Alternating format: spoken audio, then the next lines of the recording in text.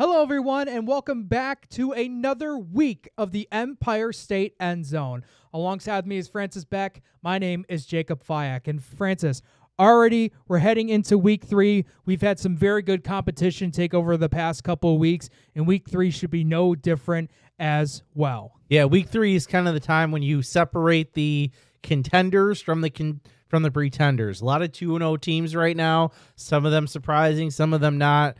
I think week 3 is when we'll finally learn, okay, who's for real or who maybe just had two easy teams on the schedule. Yeah, no doubt about it. And why don't we take a look at the top 8 games that we'll be focusing on here. And those top 8 games will be brought to you by Dan Cha-Cha Injury Attorneys. Yeah, game number 1, which is on Western New York Athletics in full, Grand Island versus Health Sciences. That is a 7:30 start. We want to go back to our top 8 box. Game number 2 is going to be Wilson against Gowanda. Game 3, Lancaster versus Jamestown. Game 4, West Seneca West versus Clarence. Game 5 is CSP versus Salamanca. Game 6, we're going to go out of state for this one. Canisius is going to Walsh Jesuit in Ohio. Top team out there. Game 7, Springville versus Chautauqua Lake, Westfield Procton. And finally, Game 8 is Fredonia versus Falconer, Cassadaga Valley, Maple Grove. And again, these top 8 games are brought to you by Dan Cha-Cha Injury Attorneys. And then, Francis, let's go ahead and go through each game here just to preview what people can expect. We'll start off with Game 1, Grand Island against Health Sciences. That's brought to you by Damon University. Damon University is a private, non-sectarian university in Amherst, New York, offering undergraduate and graduate-level degrees. Visit damon.edu to schedule a tour today.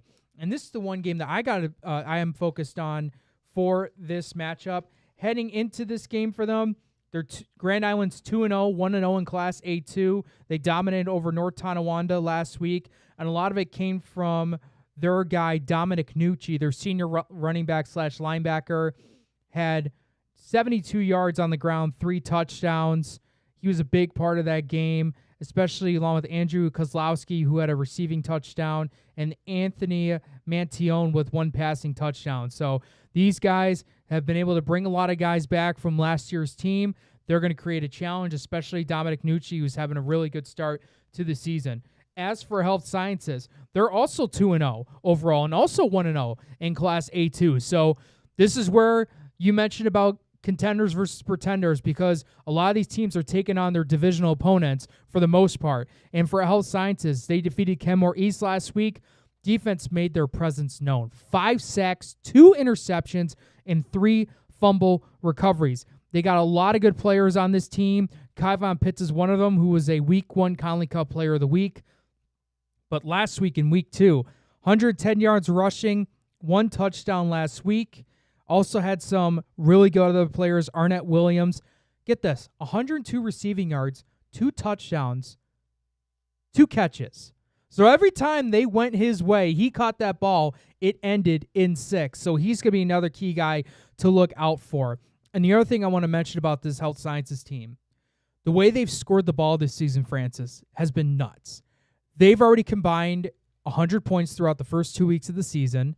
They are one of 3 teams in Section 6 to have that combined 100 points throughout the first 2 weeks. The others are Maritime Tapestry, who had that wild game against Eden North Collins, who lost that game. If you guys don't remember, Eden North Collins won that game 63-62. But Maritime Tapestry's up there. And the other one who's also had a combined 100 points throughout the first 2 weeks is their opponent they're taking on tonight in Grand Island. So this should be a very, very exciting matchup. If you're at that game, be very lucky, because that could possibly go down as maybe a game of the year candidate. That could very well decide first place. Exactly. Exactly as well, Francis. That could decide what could be. They're both in A2. Yes. Yeah, that could decide the 1 seed right there. So yeah, Grand Island Health Sciences there. That's going to be one heck of a matchup here, already in week 3. Wow. All right, game 2. It's going to be Wilson versus Gowanda Pine Valley. This one on the NFHS Network. Game 2 is presented by Richmond Vana. Being involved in a serious accident creates a whirlwind of changes. Richmond Vana LLC has the skills and experience needed to handle a full range of car accident claims, including those with multiple parties and catastrophic injuries. Call 716-671-4341 for your free consultation today or visit richmondvana.com. And this one is another 2-0 game between two Class D rivals. It's Wilson making the trip all the way down to Gowanna. That's a little bit of a hike. They take on this Gowanna team, which is 2-0. They're led this year on the ground by Winter Mentley Peters with 142 yards and just 19 carries through 2 games. This team also has their leading receiver, Kyan Austin, with 11 catches, 133 yards. And, of course, their quarterback, we know a lot about, Carter Capozzi, already 200 yards in the year and 3 touchdowns. Winter Mentley Peters always also leader on the defense for this Gowanna team. They have wins over Akron and Silver Creek. Meanwhile, Wilson, they're also 2-0. They have a 42-6 win over Alden, and then last week they blanked Cat Little Valley 34-0. They're really led by a committee in the backfield with Michael Rubley with 144 yards, Nick Lemke with 135 yards rushing, and then their quarterback, Vic Krutis, he's really a dual threat. He's thrown for 206 yards and 2 TDs. He's also run for 129 yards and 2 TDs through 2 games. Also, their top receiver, Ryan Ho, 7 catches, 134 yards, and 2 touchdowns. So this could be another one of those games that, like we talked about with game 1, that could very well decide, the top seed or at least some of that high seeding in Class D. Yeah, no doubt about it. That should be another great game that we'll get tonight. Another one I'm looking forward to. I feel like these are always like the type of games, especially in Class AA, I'm always looking forward to. Lancaster taking on Jamestown. I believe that's in Strider Field tonight. So a long drive for Lancaster heading down to Jamestown. That game is brought to you by Logistics Plus Buffalo. For all your transportation needs, full truckload, LTL, dedicated, and drop trailer moves, Logistics Plus Buffalo is a one-stop shop. Email buffalo@logisticsplus.com for your shipment needs or warehousing needs. So for Lancaster, I feel like we're kind of sound like a broken record here. 2-0 overall, 1-0 in their class, this time in Class AA. That was the game that we actually had last week against Orchard Park when they took on Lancaster faced Orchard Park. Back and forth game there. Saw 2 kick return for touchdowns in that game. But the Legends on their home field came away with that win 41-3. Some key guys to look out here. Matt King, the senior quarterback, 3 touchdowns last game. He was a Week 2 Conley Cup Player of the Week. Ryan Hartwig with a touchdown reception and an interception last game. And then you had Braden Klinger, who had 9 tackles and a sack, was a Week 2 Trench Trophy nominee. And then you have Aiden Banks, their junior wide receiver. If you look up his stats here, he's on the Section 6 website, one of the top guys in Western New York in terms of that receiver position. He had a touchdown reception last game as well. And then looking for Jamestown, they had a tough matchup last week. They took on public versus private school matchup. They took on St. Joe's from Monsignor Martin. St. Joe's got the win over them. So right now, Jamestown's 1-1. This is their first game in Class AA, so first divisional matchup for them. Obviously, Chase Monta is going to be the big guy that Lancaster's going to look out for. Already heading into this season, he's probably a nominee to be part of that Conley Cup finalists. Last week, 110 rushing yards on the day. Week prior, he was very dominant, enough to give him a Week 1 Conley Cup player nod. Jackson Gray, sophomore quarterback for Jamestown. How does he respond against a always tough Lancaster Legends squad? Luis Diaz, one of their top tacklers, was great last game. Jericho Thadgard last game for them, 147 receiving yards and a touchdown. But the one thing I will notice in this game, as if you've been paying attention to Lancaster football, the last 2 weeks, Lancaster has become resilient. They were losing to McKinley heading into the fourth quarter. They tied that up and won the game in overtime, and that looks like probably a Game of the Year candidate as well. If anyone went to that game, it went down to the wire. It was a fantastic game to go to.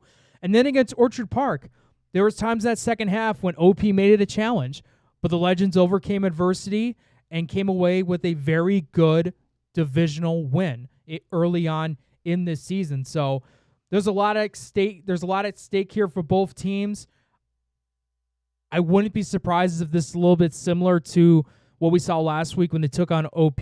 Probably less kick return for touchdowns, obviously. But it's coming down to the fourth quarter. Yeah. Yeah, but I feel like this game will come down to the fourth quarter, and it seems like a last possession will probably dictate who wins this game. I know we spent a lot of time on AA last week, so I don't want to spend a ton of time today, but we should point out this is kind of a prove-it game. We're going to learn about both of these teams quite a bit, I think, tonight, because we're not really sure about the teams they face in those first 2 weeks with the both of them, where exactly they are. Jamestown, have they had an easy schedule, or are they or Jamestown? Jamestown lost last week. I'm sorry. Yeah, they lost. To St. I know Joe's. Obviously they had the big win over Will North. They lost to St. Joe's. Is St. Joe's really that good? How good is Will North? And Lancaster, in terms of, is McKinley that good that they can stay that close with a bona fide AA team? Is Orchard Park still in that in that race? We saw Health Sciences really kind of blow out Orchard Park in week 1. So we got to learn a lot about these AA teams, and this game will go a long way in doing that. Yeah, no doubt about it. All right, game number 4, and another game with two 2-0 teams. Game 4 is presented by Wingnuts, located near the Buffalo Airport at 4600 Genesee Street. Dine in or order for takeout, open Monday through Sunday, 11 a.m. to 10 p.m. Visit Wingnuts Buffalo. This game, West Seneca West at Clarence, another one that could really decide things in its division. This is A1. We saw this West Seneca West team put up 40 burgers in each of their 2 games, 43-6 over Frontier, and then last week 42-28 over Kenmore West. They are led by their quarterback, Mason Anderson. He's 25 for 37, 305 yards on the year.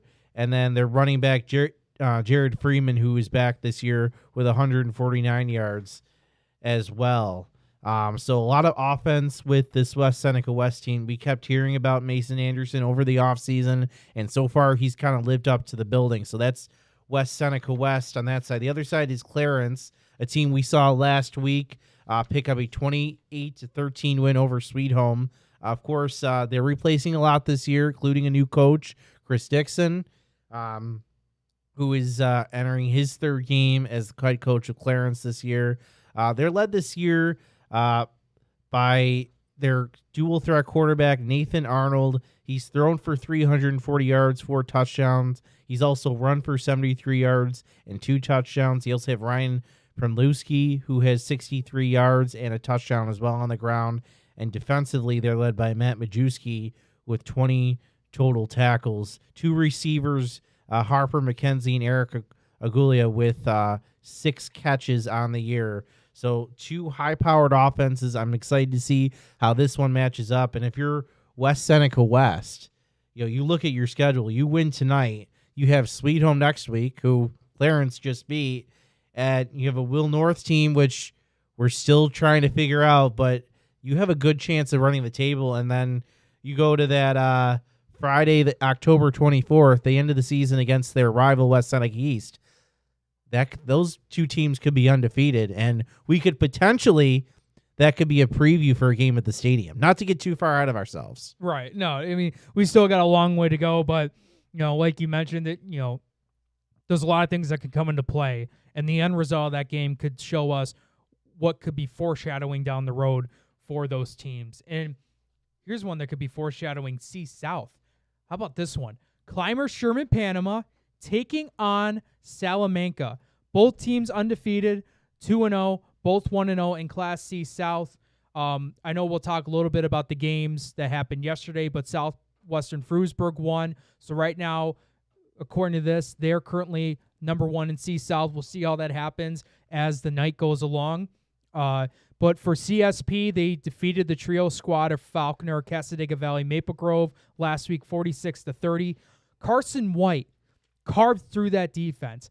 5 touchdown passes in that game and gave him honors in Week 2 Conley Cup players of the week. Another guy who's really had a great game was the sophomore running back in Sawyer Whitney. Ran over for 150 yards and had a touchdown as well. And another youngster, Gavin Burchanowski Jr. He was Carson White's favorite target to go to in that game. White had 5 touchdowns passing. 3 of them went to Burchanowski. So he has been a phenomenal guy for them in the passing attack. And as for Salamanca, they defeated Springville in a road matchup 35-7. Couple of key guys to notice: Peyton Bradley, who had 3 touchdowns that game, 4 total touchdowns, 3 passing, 1 rushing. He also had a pick 6 in that game too. So you got your quarterback who's throwing the ball, rushing it as well, and oh, by the way, on the defensive side of things, is coming up with interceptions and putting points on the board for their team on both sides of the ball. That's just a phenomenal athlete to have, no matter what team he is on. Then you got Cameron Bowser, another sophomore, making impacts for their high school varsity team. 123 yards on 5 catches, 3 touchdowns. This sophomore was very dominant in that game against Springville. He leads their team in catches, receiving yards, and touchdowns. And in defensively, they had a great game. 2 sacks, 2 interceptions, and a forced fumble. So I think the key here for this game, not only is this going to possibly shape out C-South and what this could foreshadow down the road, but I want to know how the Salamanca defense goes up against a passing attack like CSP and how they're able to stop Sawyer Whitney, who's been having a dominant start to the season so far.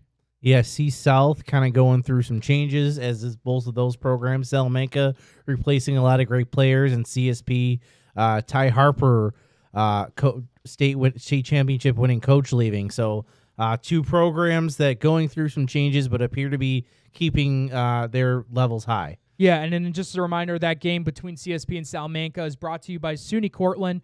SUNY Cortland stands out as one of New York's top public universities, a medium-sized school that offers academic strength across 68 majors, a high quality of student life, and a degree that pays back graduates.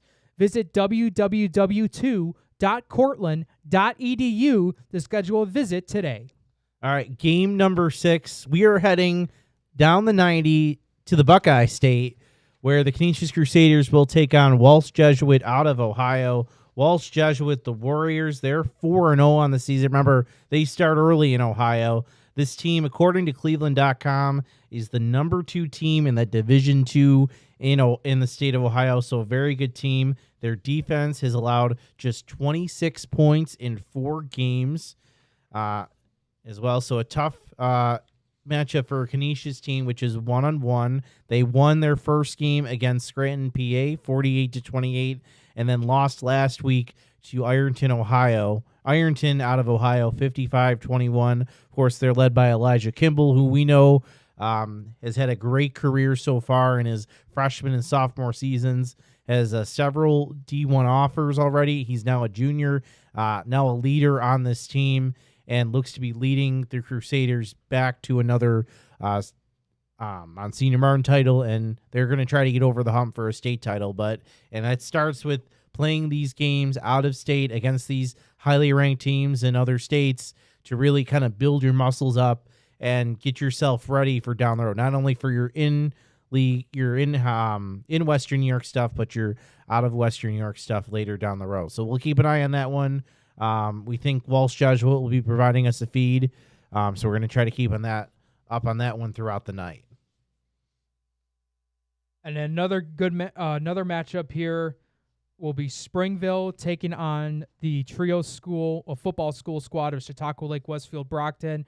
That game brought to you by Binghamton University. Springville, I think a little bit similar to Williamsville North. I think this game will, set up, what they could be as the season goes along. They're 0-2 so far, 0-2 in their Division Class C South. They lost to Salamanca, like I mentioned earlier.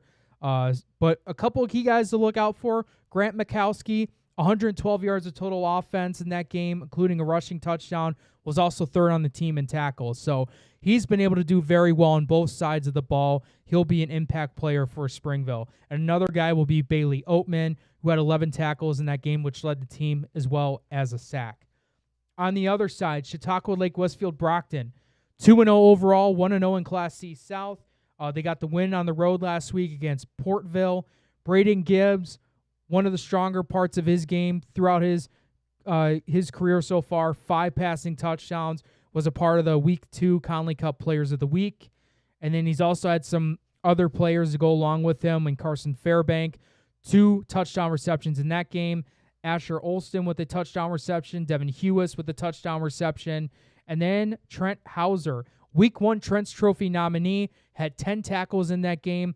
And then here's a key one here. Aiden Woodis, another sophomore, making an impact for his team. 3 interceptions in that game, 1 he took to the house. So there are several guys on this team, most of them are seniors, including some of the younger guys, that are making an impact on this Chautauqua Lake team. That's going to be a big challenge for the Springville team to go up against. All right, and finally, game number 8, which is presented by Damon University. Damon University is a private, non-sectarian university in Amherst, New York, offering undergraduate and graduate-level degrees. Visit damon.edu to schedule a tour today. And we are staying in C-South as Fredonia takes on Falconer Cassadaga Valley Maple Grove, the Herd, which is looking for their first win of the year. They lost a close one in their first week, a 7-6 decision to Randolph, and then fell to that CSP team Jake just talked about, 46-30 last Saturday. They are led this year by their running back, Taylor Jones, 122 yards on 30 carries this year. They also have Jackson Kraft, who has been running the ball pretty well, 55 yards. Their quarterback, Max Parmentier, with 53 yards. And then on defense with 17 total tackles, Grant Zam. The other side, they have Fredonia, who's 1-1 on the year. They won their first game against Springville and then fell to Southwestern Frewsburg last week. They are led by their dual threat their quarterback, Donovan Dowdy, who has 243 yards and a touchdown. Their top rusher is Aiden Wansky, 260 yards and 2 touchdowns. Their top receiver, Levance Donaldson, 182 yards as well. Top tacklers, Aiden Wansky and Aiden Kata for Fredonia. So big clash in Class C South. Another one that we'll keep an eye on tonight. That's our top 8 games. Yeah, and these are the 8 games that, should be very entertaining, that you guys can definitely look forward to here on Western New York Athletics. And then we're going to take a look here of the rest of the schedules here. And that one is brought to you by Western Division. Live score brought to you by Western Division, home of the great rate. Yeah, those are all the other scores going on tonight. Jake, is there maybe 1 or 2 games on there that just real quickly kind of stands out to you? I know I put you on the spot there. Here, real quick, I think South Park Will South could be a really fun one. Just taking a look on the right side of the screen here, seeing what we can go for. Orchard Park, Lockport, West Seneca, Newport. I would say South Park Will South. I think that would be a very fun one. I believe that's another divisional game. That could set the tone for that division. That should be a really fun one. If you guys are at that game, could be an entertaining one. I'm looking on here. I think we picked a lot of the best games. I think this again, Will South Park should be good. Want to kind of keep an eye on Depew Olean, 2 teams that we've been kind of watching the first 2 weeks. Want to see them match up together, what they look like. Also, we should mention Dunkirk Iroquois. Not sure if it's going to be close, but we know Justice Clace is pretty close to, I think, the Section 6 all-time passing record tonight. So we're going to try to keep an eye on that. Hamburg, McKinley. See, what does Hamburg have in themselves this year? Can they stand up to a McKinley team which has been on a roll? Can McKinley keep up from what they've been doing? What they've been doing in the first 2 weeks, obviously, we mentioned the close game with Lancaster. Then I believe they won last week. I forget who they beat. It escapes me. But yeah, those are kind of the games I'm watching as well. Yeah, and like I said, I think South Park Will South will be an interesting one. I think the one underneath, Pioneer Star Point, could be as well, because they've had some games where, they looked really good, and they also had some, losses, that I wouldn't say that we didn't expect, but I think the end results were a little bit different than what we expected. So those two will clash. And we'll see how they can do as those games go along. All right, why don't we take a short break? When we come back, some of the games will be starting tonight. I also want to talk about some of the games last night, including a big upset that we're really excited about. So on that note, we will take our first break of the night, and we'll be back with more coverage on the Empire State EndZone tonight.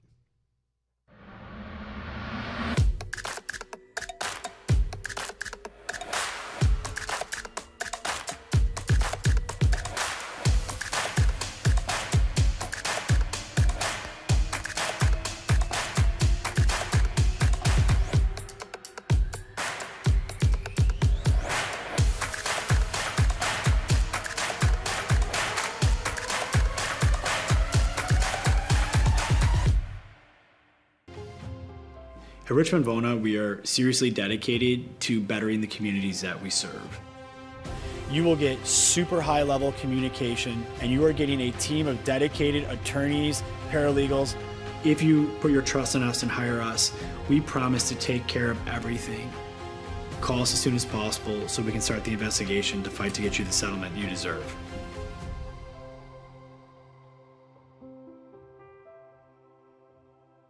Wing nuts. You still got to go. Have you guys tried Room 40 yet? Looking for the perfect spot to throw your next party? Say hello to Room 40, our private event space at both Wingnuts locations. Maybe you got a birthday, a graduation, anniversary, business event, rehearsal dinner, or even a sports banquet.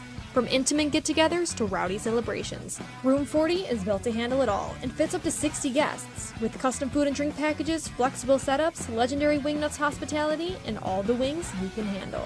If you're planning a celebration or get-together in Buffalo, this is where the party's at. Local vibes, zero stress, all fun. Book Room 40 today and throw a party Buffalo won't forget. Hit the link in our bio or visit wingnutsbuffalo.com/room40 to book now.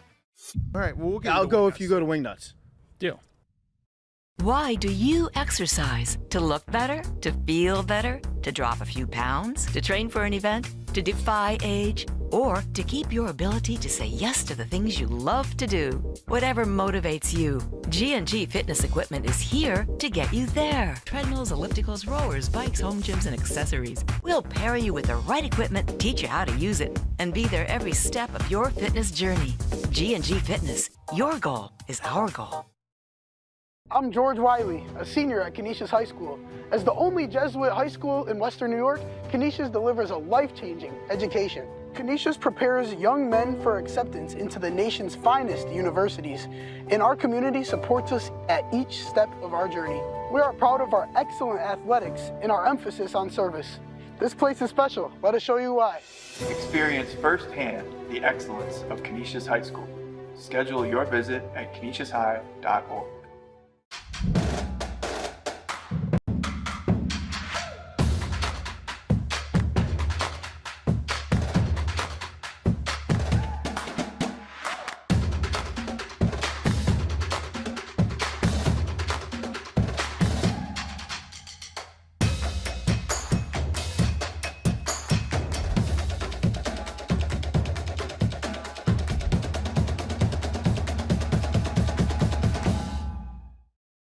Logistics Plus is a global transportation provider headquartered in Erie, PA, with locations worldwide, including right here in Western New York. Logistics Plus is consistently recognized as a fast-growing transportation and logistics company, great supply chain partner, top freight broker, leading project cargo manager, and a great place to work. With a strong passion for excellence, our 500-plus employees put the plus in logistics.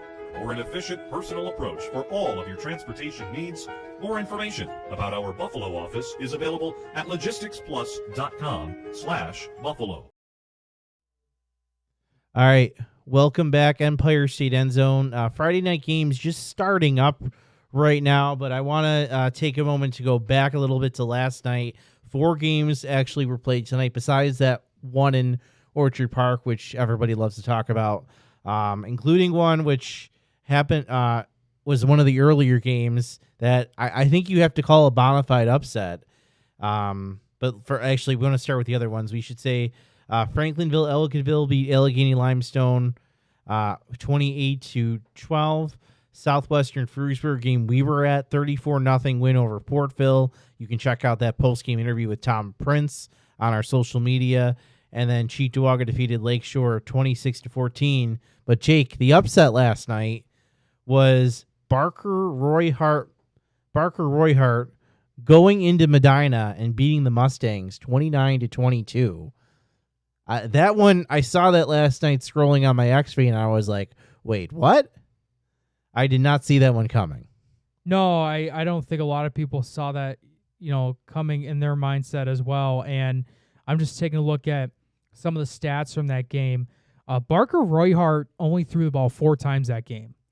And looking at the rushing totals, they definitely had well over 200 yards of total offense. All came from the rushing attack. Joseph Ryder, hopefully that's how it's pronounced, their starting running back, had 2 touchdowns in that game. But I'll tell you what, their defense made some nice plays as well. Tyson McCaw, who's their starting quarterback on defense, he had a interception that went back for 25 yards. And I believe this is pronounced Anthony Adenoff, so I hope I pronounced that correct. He had a fumble recovery for a touchdown. So couple of big touchdowns coming from the rushing attack and also coming from on the defensive side of things. And I don't see anything else from the special teams that they did anything there. But I'll tell you what, Barker Royhart, that's a big game for you guys. Congratulations on that against over Medina team who's always been very good. And they've been merged. And there were several years where those 3 schools were merged together, keep in mind. Yeah. So there's a bit of a rivalry in that. I think it's been a few years, but there was a stretch where Royhart and Barker were with Medina playing. Yeah, and that's incredible just to see Barker Royhart able to come away with that. Some couple key notes from them. 2-1 overall. They're 2-0 in C North. Their only loss came to Newfane, but after that they defeated Akron, and then we just mentioned before having that close victory against Medina. So interesting to see what the Bulls of Barker Royhart will do as their season moves along later throughout the next couple months. All right, I'm starting to see in our Octobox some games start to turn on. I am seeing some action. It looks like game has started. Game number 5 between CSP and Salamanca. We'll try to get to that in just a second. Our team has been distracted by Tinbits right now. So that's delaying us a little bit, but that's okay. Game number 5. We are seeing some action there. We'll see if we can make it full screen. Mention game number 5 is presented by SUNY Cortland. SUNY Cortland stands out as one of New York's top public universities, a medium-sized school that offers academic strength across 68 high-quality of life student degrees that pays back graduates. Visit www.cortland.edu to schedule a visit today. And they're already on a 3rd and 6, picking up the first down past the 45 and right at around their own 49, maybe hit the midfield marker. So looked like CSP started off with the ball, and right now, Francis, they're trying to move down the field and trying to go in quick no huddle here, just getting down the field and trying to get some quick points on the board. So they're going to go 4 wide receivers, left to right, trying to run that one up the gut and just met up right away. But already a minute and 15 seconds and counting, and they're already in Salamanca territory. I see, yeah. So great job by CSP. I'm seeing some action in our game number 6 between Walsh Jesuit and Canisius, and I think Walsh Jesuit is close to the red zone. Let's see if we can get that full screen. There we go. Yeah, this one just starting up. Looks like Walsh Jesuit with the ball. Looks like they inside the 30 right now. And just a quick reminder, this game's brought to you by G&G Fitness. G&G Fitness Equipment is a full-service provider of specialty home and commercial fitness equipment. With locations in Buffalo, Rochester, and Syracuse, visit livefit.com. All right, Welsh Judge with the ball. 1st and 10. Shotgun. Snap. Quarterback. He's going to take it himself up the middle and gets about, I'm going to call that about 8 there on 1st down. So officially first game in the red zone of the night on the Empire State EndZone, week 3 of 2025. And this one is coming to you again from all the way from the state of Ohio. Yeah, these are one of these games that Canisius likes to do, taking on some prime teams, throughout certain states. As it looks like, just had a penalty marker down. That might have been on. They're pointing at each other. Looked like I might have been on Canisius. Yeah, offside. So this is the score bug that Walsh Jesuit, correct? Yeah, they use they have that an organization called Boxcast, and I believe they might. I think in the corner they might have their own radio station that's calling us. I don't know if we might use the audio later, but throw towards the end zone. Oh, that was a nice catch in bounds. It looks like by the receiver is going to set up 1st and goal from the 4. Yeah, so right now we're not going to be able to know the down and distance right away or how much time's left in each quarter. I do have copies of the rosters, but I don't know about you, but I can't read those Welsh Jesuit numbers for on their offense. Yeah. We can't see the Canisius ones better, so we'll say their players when we can see them. But 1st and goal for Welsh Jesuit. Handoff up to the left side. Looks like he rumbles forward, gets about down to the 1, maybe 2 yard line. And Francis, with a lot of these games just starting, I take it this is going to be Welsh Jesuit's opening drive. Can we get it? As any team, you get on your opening drive and having a chance to go down and score on the opening drive, that just creates a lot of momentum. All right, after this, we're going to check on Game 7, which is Springville-Chautauqua Lake, as it looks like they may be close in the red zone area, but we'll stick with this one for this play, see if Welsh Jesuit gets in. Warriors again 4-0. Snap. Handoff off the middle of the right side. And that's a touchdown for Welsh Jesuit. They take the lead in their first drive. Let's jump to Game 7.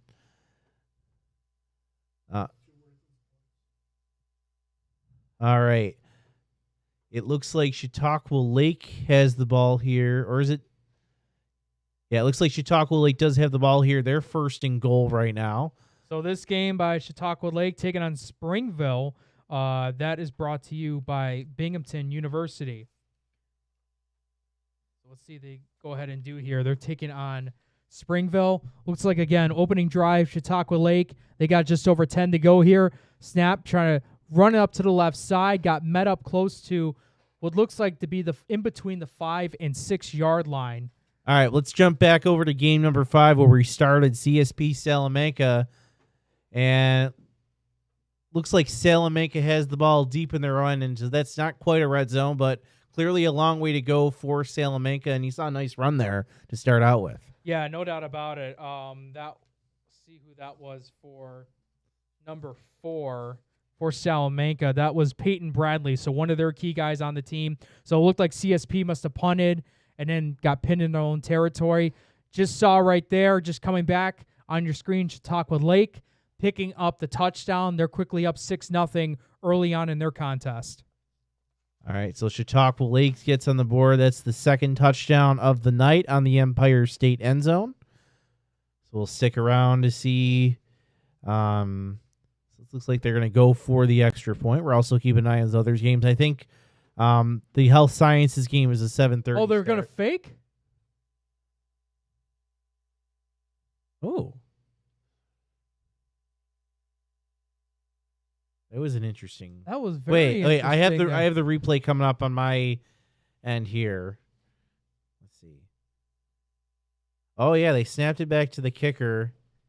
You know what? The guy was wide open back there. I think the kicker went too far back to the right, and I think he took himself out of it. But he had his tight end open in the end zone on that left side. Oh, that's crazy to think of. Think right there, just start off your opening drive with a touchdown.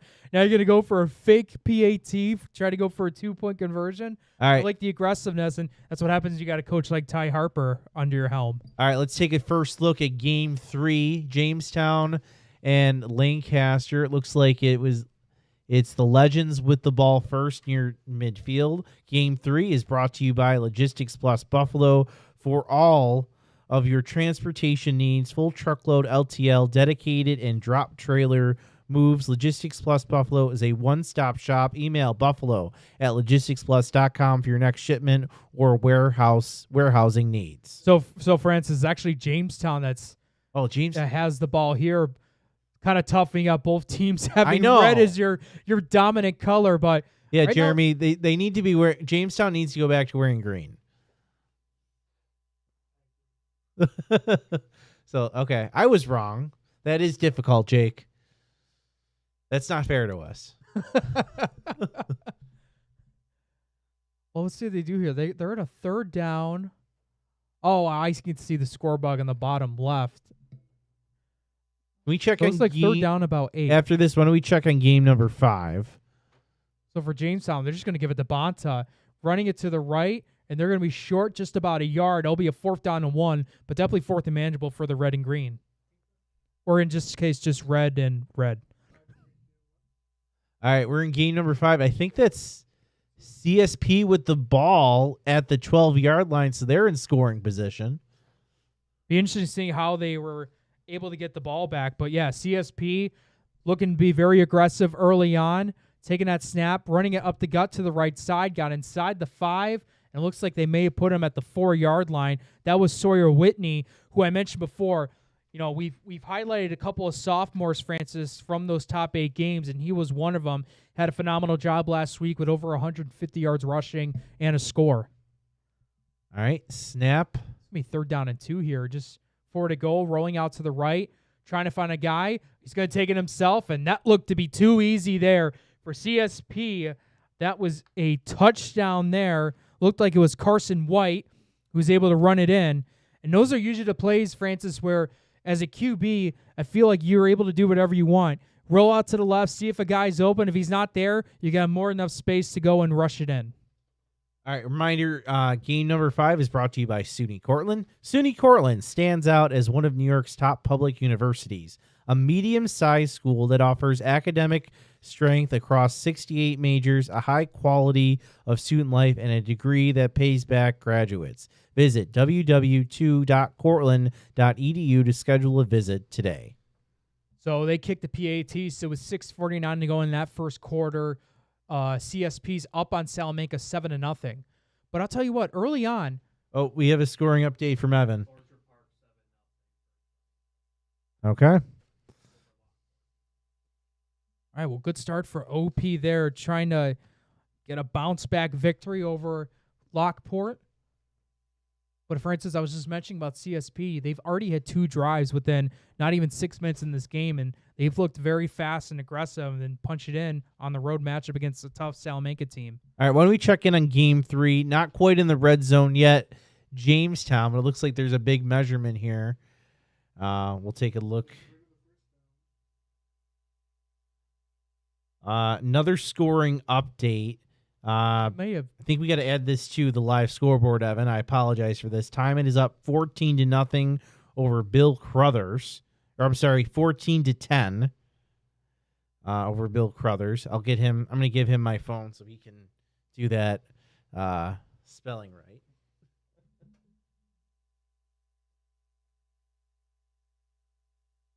As it looks like it's first down for Jamestown. Handoff.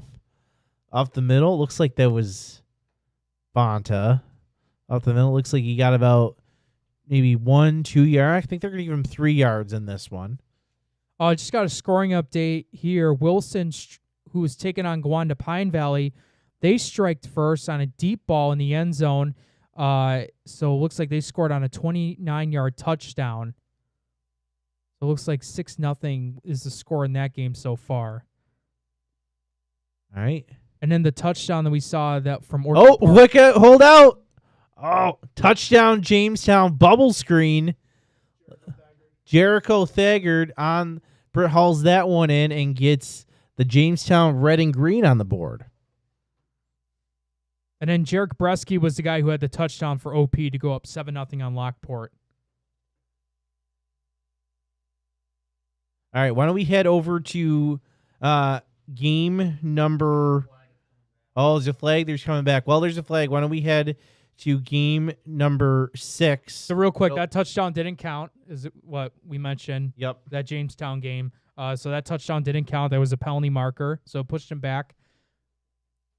Wow, already early on, Walsh Jesuit, they scored on their opening drive. Looks like to be the second drive here for them, trying to take a double-digit lead. Walsh Jesuit snap, handoff to the right side, and maybe gets a couple and is bottled up. Do we have a down on this? I think the down markers are at the other end, so we'll figure that out. Reminder, this game is brought to you by G&G Fitness Equipment. They are a full-service provider of specialty home and commercial fitness equipment, locations in Buffalo, Rochester, and Syracuse. Visit livefit.com.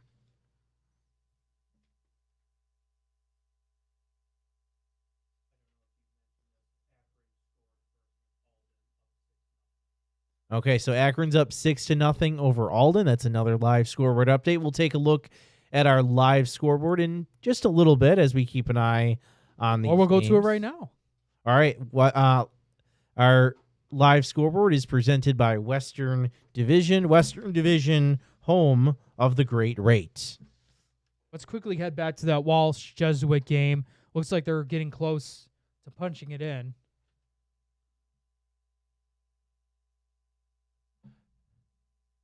All right, why don't we, after this, we'll head over to Game 5. And it looks like... So this is Salamanca who has the ball now. Looks like they're inside the 40. Looks like the 34-yard line. So 5:45 there. I mean, we saw it left with 6:49 to go in the first quarter. So you take almost just a minute and 4 seconds off, and now Salamanca looking to try to, create a drive for themselves and try to tie it. It was actually a penalty, too, on the play against CSP. So now this is going to officially put them, Salamanca, in the red zone.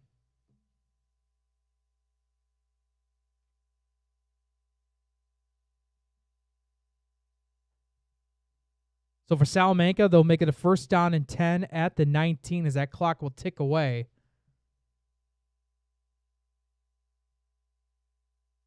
They go under center, going to go keep, boot off to left side. In between the hash marks, going past the 20 and to around maybe the 15-yard line for a pickup of 4.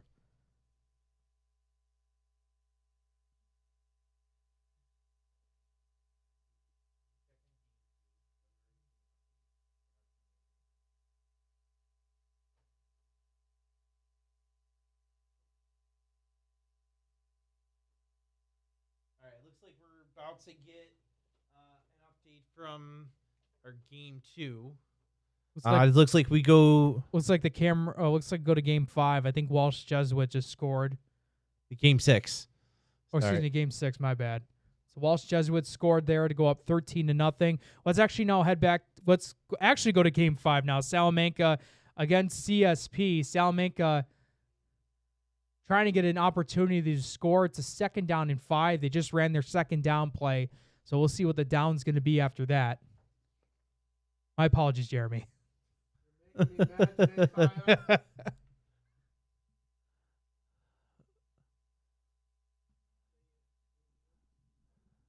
Nothing right now. I don't think 2 is working right now. Yeah, we got to check on, if you want to go to preview mode, Jeremy, we can check on 2.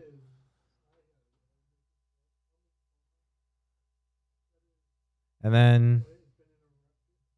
So 3rd down and 5 for Salamanca. They're going to go and spread it out. Shotgun formation. Motion from left to right. Faking the pass. Going to take it himself. Go up the middle. Try to dive forward. And I think he got in, and he did. That was Peyton Bradley, the senior quarterback. Listed at 6'5", 210. Bulldozed his way to the end zone.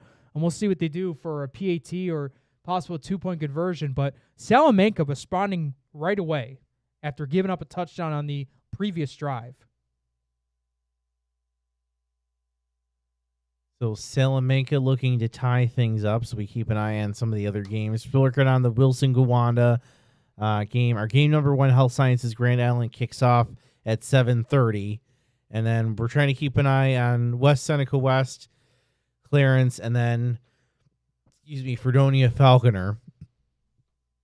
So PAT's good. So Salamanca and CSP are all tied at 7.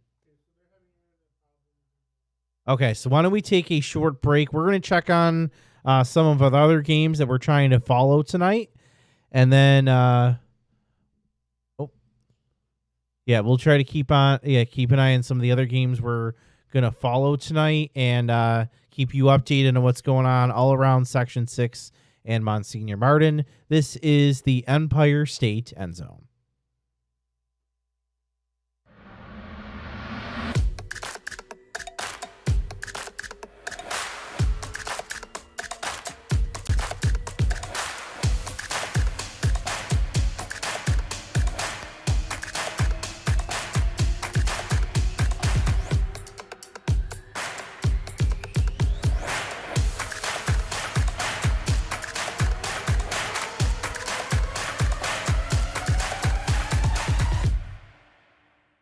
At Richmond Vona, we are seriously dedicated to bettering the communities that we serve.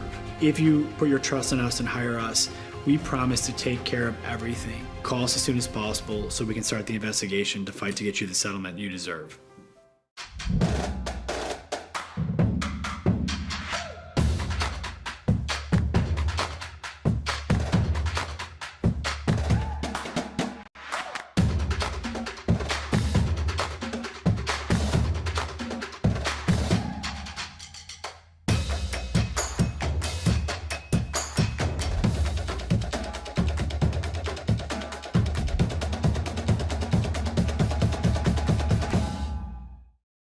Why do you exercise? To look better? To feel better? To drop a few pounds? To train for an event? To defy age? Or to keep your ability to say yes to the things you love to do? Whatever motivates you, G&G Fitness Equipment is here to get you there. Treadmills, ellipticals, rowers, bikes, home gyms, and accessories. We'll pair you with the right equipment, teach you how to use it, and be there every step of your fitness journey. G&G Fitness. Your goal is our goal. Wing nuts. You still got to go. Have you guys tried Room 40 yet?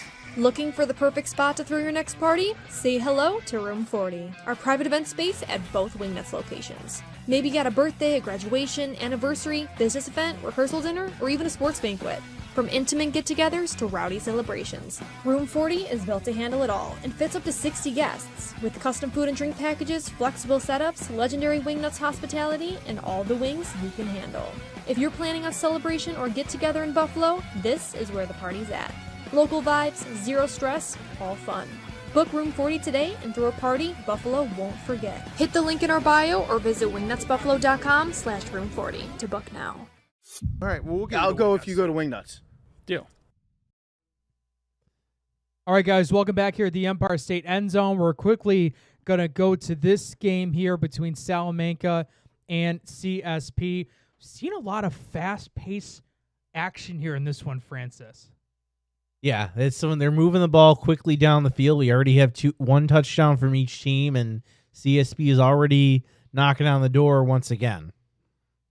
So right now, White, who's out of that shotgun formation, showing 4 wide receivers on a 2nd down and 1. Ball's at the 10. Rolling to his left, going to try and find a strike, and it's going to be incomplete. Right. Okay. Reminder, this game, number 5, is brought to you by SUNY Cortland. SUNY Cortland stands out as one of New York's top public universities, a medium-sized school that offers academic strength across 68 majors, a high quality of student life, and a degree that pays back graduates. Visit www.cortland.edu to schedule a visit today. As it looks like it's 3rd and short for CSP. Handoff up the middle to the right side. And it looks like that'll be enough to set up 1st and goal for the Wolfpack.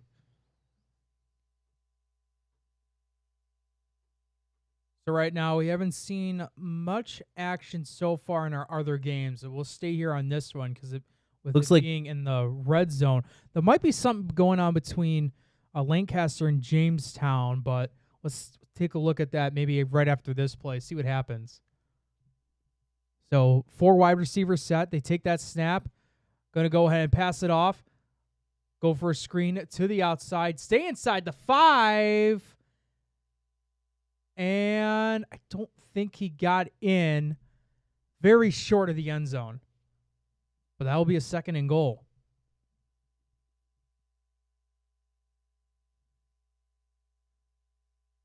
Looks like Walsh Jesuit is up 14-0 over Canisius right now. So we'll keep an eye on that as we have CSP threatening. I formation for the Wolfpack. And QB sneak up the middle. Touchdown, CSP. So the Wolfpack take the lead once again, 14-7. That's now 2 touchdowns for Carson White, both rushing touchdowns for him.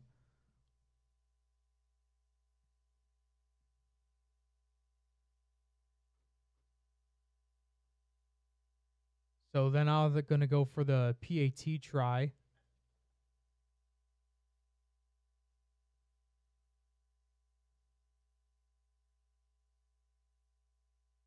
Kicks on the way, and the PAT is good. So 1:23 left to go in the first. CSP is up on Salamanca 14-7.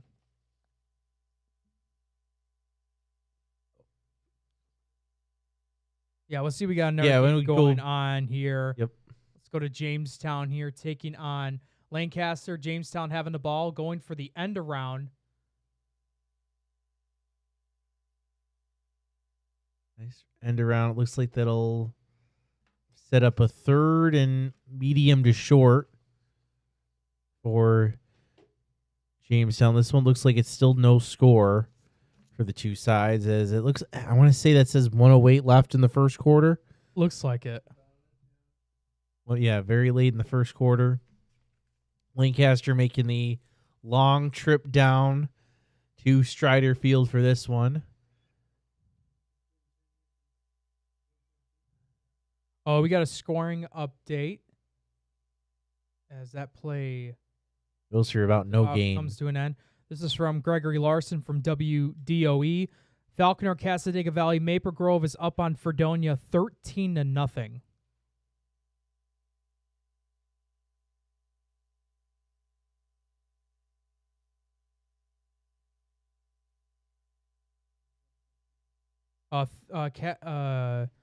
Falconer is up 13-0 on Fredonia.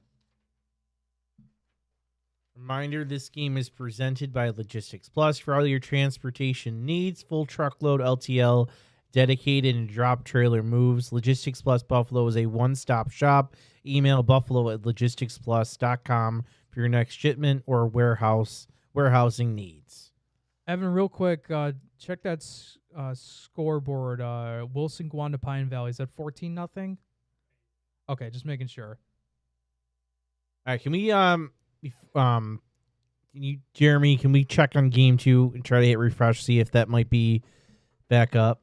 I think somebody was trying to use our login. I think we'll have this back. So we should have a live look in at Wilson Gowanda momentarily. This one presented by Richmond Vana LLC. Being involved in a serious accident creates a whirlwind of changes. Richmond Vana LLC has the skills and experience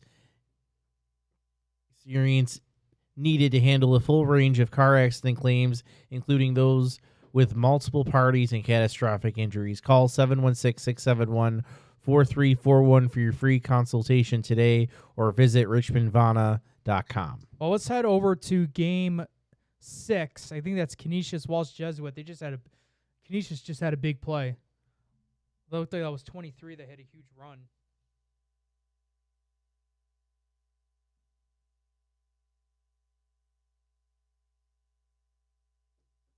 I don't know if you had that route. No, I. There. I'm sorry. Yeah, you're all good. You're all good. That was game number 6, right? Yes. What was the number there? 23. He had a big run. That's Jermaine Habib. He is a junior wide receiver. Yeah, and this game here is brought to you by G&G Fitness. G&G Fitness Equipment is a full-service provider of specialty home and commercial fitness equipment. with locations in Buffalo, Rochester, and Syracuse. Visit livefit.com. We also want to thank our other sponsors, which is Pathfinder College Planning, Dan Chacha Injury Attorneys, 510 Toy Shop and Sports Cards, The Mental Match with Sam Recco, Canisius High School, St. Joseph's Collegiate Institute, St. Francis High School, Trench Trophy, recognizing the top linemen of Western New York, Lewis & Lewis on PC on 37 Franklin Street in Buffalo, and then Colvin Cleaners, located in Elmwood Avenue in Kenmore. Jeremy, our producer, I know we've tried a couple links for game number 4. Can we try the one underneath the Fredonia Falconer game? I think we have another link there. See if we can fill in that game 4 slot. Looks like Looks like they just ended the first quarter. All right. Yes, that's the one. So it looks like Health Sciences and our game number 1, Health Sciences in Grand Island is just about to be, and it looks like they're about to line up for the kickoff. So we'll have a look from that momentarily. Looks like Jamestown and Lancaster at midfield in game number 3.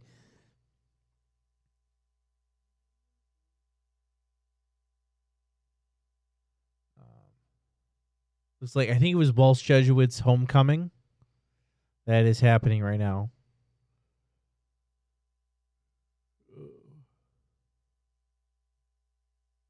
I don't know if we can just head over to game. Yeah, why don't we head over to game number 1 for a little bit? Yeah, game 1.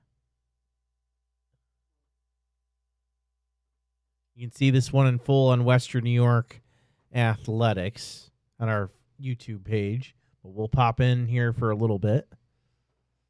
So you just saw, I think there was opening kickoff. Health Sciences, of course, playing at Buffalo State University at Coyer Field. And this game's brought to you by Damon University. Damon University is a private, non-sectarian university in Amherst, New York, offering undergraduate and graduate level degrees. Visit damon.edu to schedule a tour today. So, Grand Island and Health Sciences. This was a game where Health Sciences has been able to have a dominant start to the season, whereas for Grand Island, they have been making a name for themselves as well in Class A. Looks like they start off with the ball, and a great job by Health Sciences to get into the backfield. Looked like it was no gain on that play. It'll bring up a second down. So Dunkirk and Iroquois in that battle, they're all tied at 7.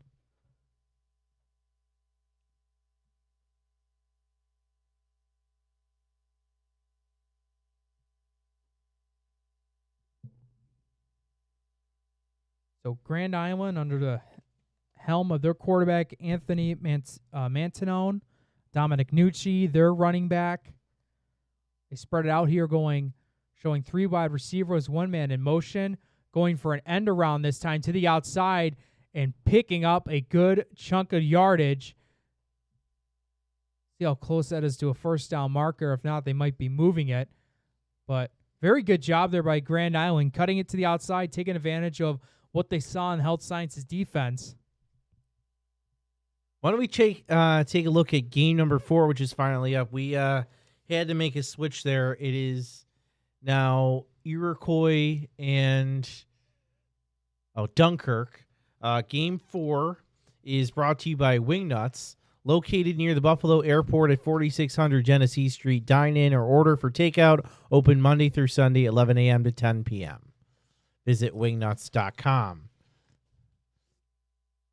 Snap. Kleitz has it. Throws down the left side. That one's a little too far for his receiver. And it looks like it'll make it. Trying to figure out what the down is there. Have to wait for them to zoom in, of course, for us, but that's okay. I think it'll bring up 3rd down here for Iroquois.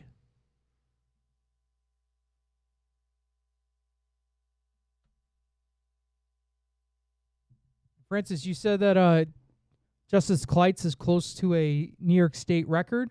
I think the Western New York record. Western New York passing record. Okay, gotcha. Was that for passing touchdowns? Yes. Okay. Or no, for yards, I believe. Passing yards? Because he's also, I believe, not that far away from passing touchdowns as well. Last time I checked on that website.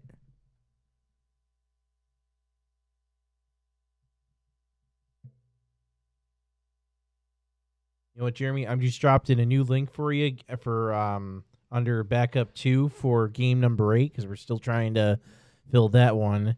It's going to be East Aurora and Maryvale. It looks like Maryvale's up 16-0 early in the second half of that one. We'll have a live look in that in just a few moments. We should be getting a live look in at Wilson and Gowanda, but we do have. Well, let's set the game 5 real quick. I want to see if this might be CSP or Salamanca in the red zone.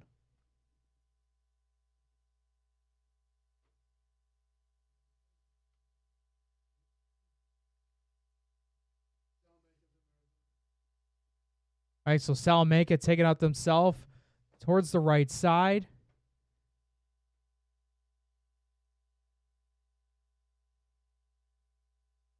Let's see how hard to tell there if they're by the first down. They picked up a first down. Looks like they did. All right, let's head over to game 8 real quick because I believe East Aurora is in. I'm sorry. Yeah, I believe it's East Aurora in the. I'm sorry, no, Maryvale once again in there. They just scored a touchdown. Are about to line up for the extra point. So another scoring update. Williamsville East is up 14-0. They are taking on Kenmore East at home. Snap kick is up. And it is good. So 23-0 Maryvale leads in game number 8, which is presented by Damon University. Damon University is a private, non-sectarian university in Amherst, New York, offering undergraduate and graduate level degrees. Visit damon.edu to schedule a tour today.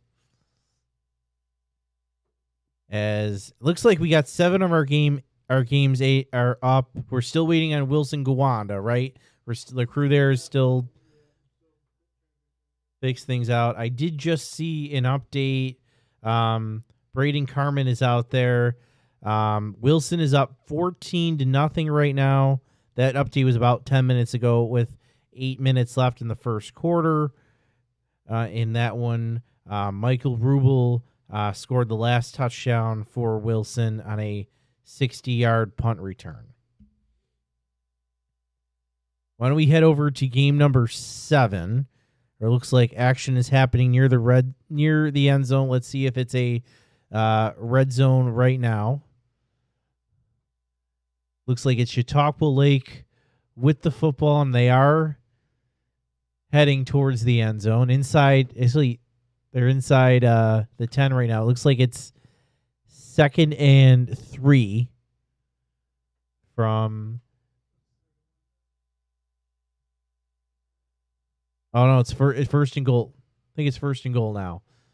So snap, handoff inside, up the middle, and touchdown, Chautauqua Lake. Chautauqua Lake takes a 2-touchdown lead. Midway through the second quarter, 8:48 to go in the first half, 12-0 pending the extra point or PAT try. And that looked like to be Clayton Smith, the senior running back for Chautauqua Lake, there to put themselves up now by double digits. Looks like Wilson's huddling up, so they might try to go for 2, try to get the full 14 points. As I think next we'll go to game number 5 because I'm seeing some action there. This game number 7 is brought to you by Binghamton University. Chautauqua Lake going quads to the left, but then they're going to motion out of that. An offset eye. Snap, toss to the left side. Is he going to get in? Yeah, he got in. He got in. 2-point is good. 14-0 Chautauqua Lake in the second quarter. Let's head over to game number 5. And it looks like Salamanca just scored. So right now it's 14-13. And that folks is on purpose. That's the light show for the Salamanca touchdown at their stadium. That's got to be one of the coolest things.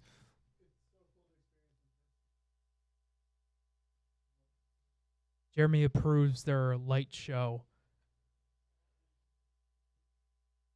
Oh, we're heading over to 1. It's 3rd down. Health Sciences appears to be knocking on the door. I just have all the games that are happening right now. Yeah. I got all the games that are being prepped. 3rd down, run to the left side. He's going to be short. I think every game I prepped so far tonight, because normally, Francis, you and I will like prep like half the games. I think all my games are live right now. So it's going to be 3rd and goal, just over 6 to go here in this one. And they got in. Trying to see who that was. Looks like to be number 3. Looks like it's a Mayor Ridgway, the sophomore running back. How many times, Francis, I'm going to keep highlighting sophomores tonight. A lot of the underclass. We need new new stars. Show. We graduated some great players last year. We need new guys who are going to be around for 2-3 years. Absolutely. And, Mar Ridgway, sophomore, listed at 6'2", 220. That's a tough guy to bring down. Being listed as a sophomore is very challenging for any defender to go at. They go for the 2-point conversion. They hauled it in. Great catch. But the 2-point conversion was no good, so Health Sciences up on Grand Island 6-0. All right, let's head over to Game 6. It looks like Welsh Jesuit just scored. Again, Welsh Jesuit out of Ohio. They're taking on Canisius. This one is in the second quarter. It looks like Canisius just getting the ball back. So, again, Game 6 brought to you by G&G Fitness. G&G Fitness Equipment is a full-service provider of specialty home and commercial fitness equipment. Locations in Buffalo, Rochester, and Syracuse. Visit livefit.com.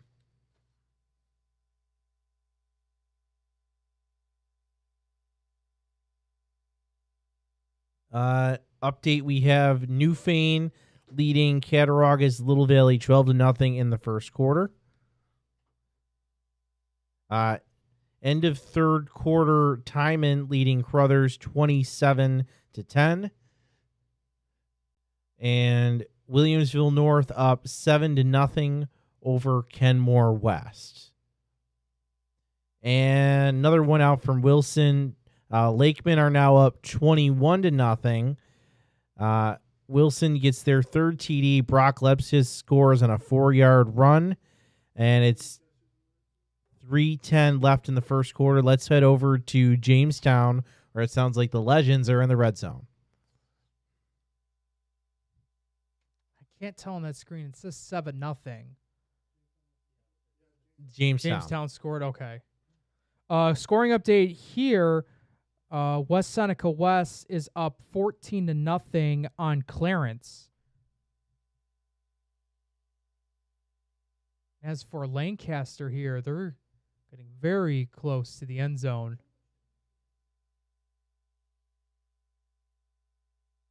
Looks like they spot him maybe at the 1, maybe 2-yard line.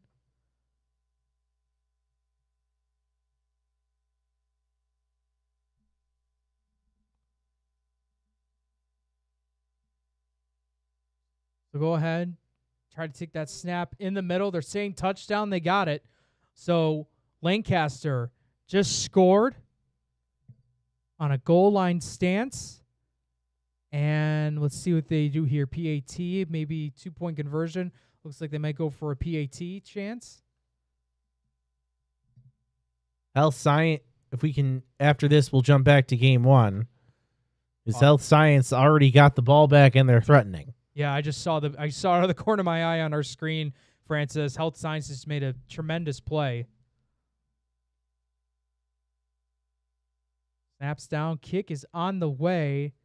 And the PAT is good, so all knotted up at 7 between Lancaster and Jamestown. Back to game number 1. Health Science, as we mentioned, threatening first down. Handoff to the fullback. It's about 2 yards. We just saw it earlier. Health Sciences scored, I believe, probably their first drive, or at least early in the game, 6-0, and they're just outside the red zone.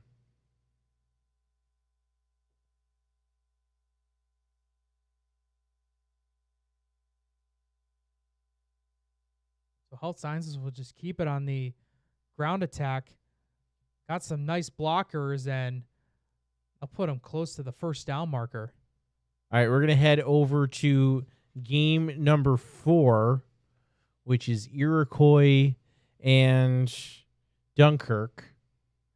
And it looks like Iroquois is once again threatening. Mentioned game 4 is presented by Wingnuts. They're located near the Buffalo Airport at 4600 Genesee Street. Dine in or order takeout, open Monday through Sunday, 11 to 10 p.m. Visit wingnutsbuffalo.com. As Clyde sets up in the shotgun, back to his left, 2 receivers to each side.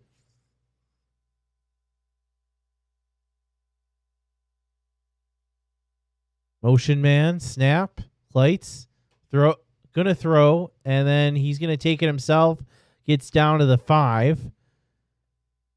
Can't really see the scoreboard to see where the down marker is, but when the camera pans, we'll try to take a look at there. Why don't we head back to game 1, where Health Sciences is inside the 5.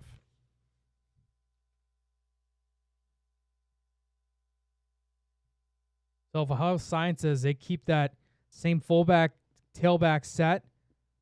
Just trying to run this one up the gut. Slowly but surely, though, getting down the field. All right, we're going to head back to game 4.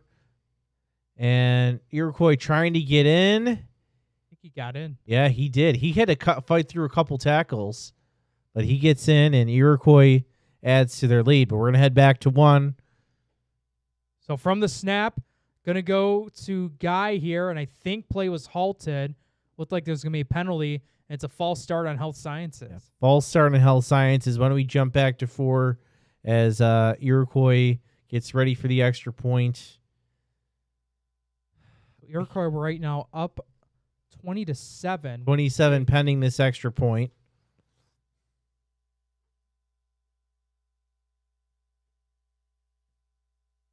Kick is good. 21-7. Iroquois, as we head back to game 1, which is presented by Damon University. Damon University is a private, non-sectarian university in Amherst, New York, offering undergraduate and graduate level degrees. Visit damon.edu to schedule a tour today, as it's now 3rd and goal for Health Sciences. I think they just took a timeout on us. So why don't we head over to game number 6, where it looks like Walsh Jesuit is threatening again. They're just outside the red zone, 21-0 up in the second quarter. Shotgun look for Walsh Jesuit. Snap. Throw to the right side. Screen to the receiver, and he's going to take it maybe about 7 yards. He's going to be just short of that first down. I think they're going to call it 3rd and about 2. I see 2nd on there, but I think they got to change the marker. So Walsh Jesuit taking care of business right now against Canisius in the long road trip. Again, we mentioned it. Walsh Jesuit, number 2 in the state of Ohio in their division. So very tall task for this Crusaders team. They're going to learn a lot about themselves. I know Coach Krasinski isn't thrilled about this score right now, but he hopes his team is going to take away some good lessons from this one, as Health is now lining up for their next play. So when we head back to game number 1, Health going in the pistol formation, trips to the right. Actually, this is going to be a shotgun. Snap. Quarterback looks, throws to his left.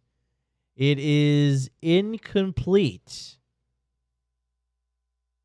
Incomplete on 3rd and goal For Health Sciences going to bring up 4th and goal.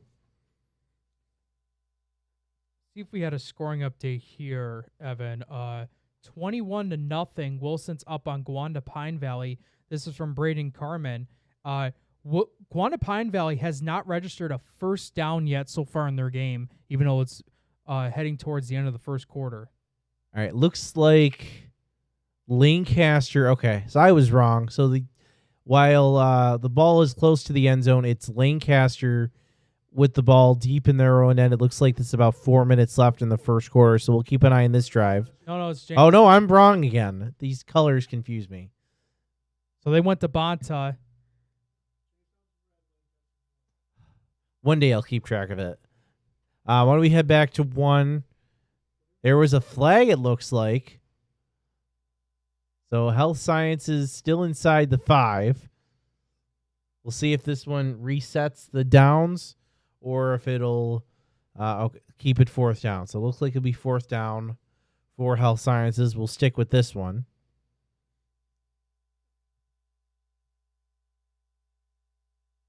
Snap. From that snap to the right. Oh, that's great defense.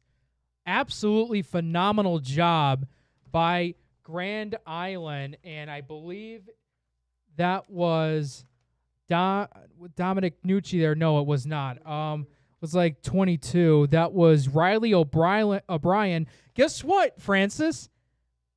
A sophomore just came up and made a big play for his team.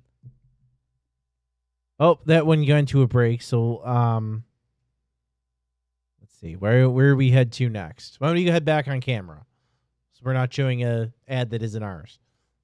All right, there. I feel like we haven't seen. You know what? Why don't you haven't seen us? Why don't we do this real quick? If we can put up the live scoreboard, just to see what we have so far. Live scoreboard is brought to you by Western Division, home of the great rate. And these are the scores that we have gotten so far, not only from the games that we've seen so far, Francis, but also some of the updates that maybe gotten text from, but also on social media as well.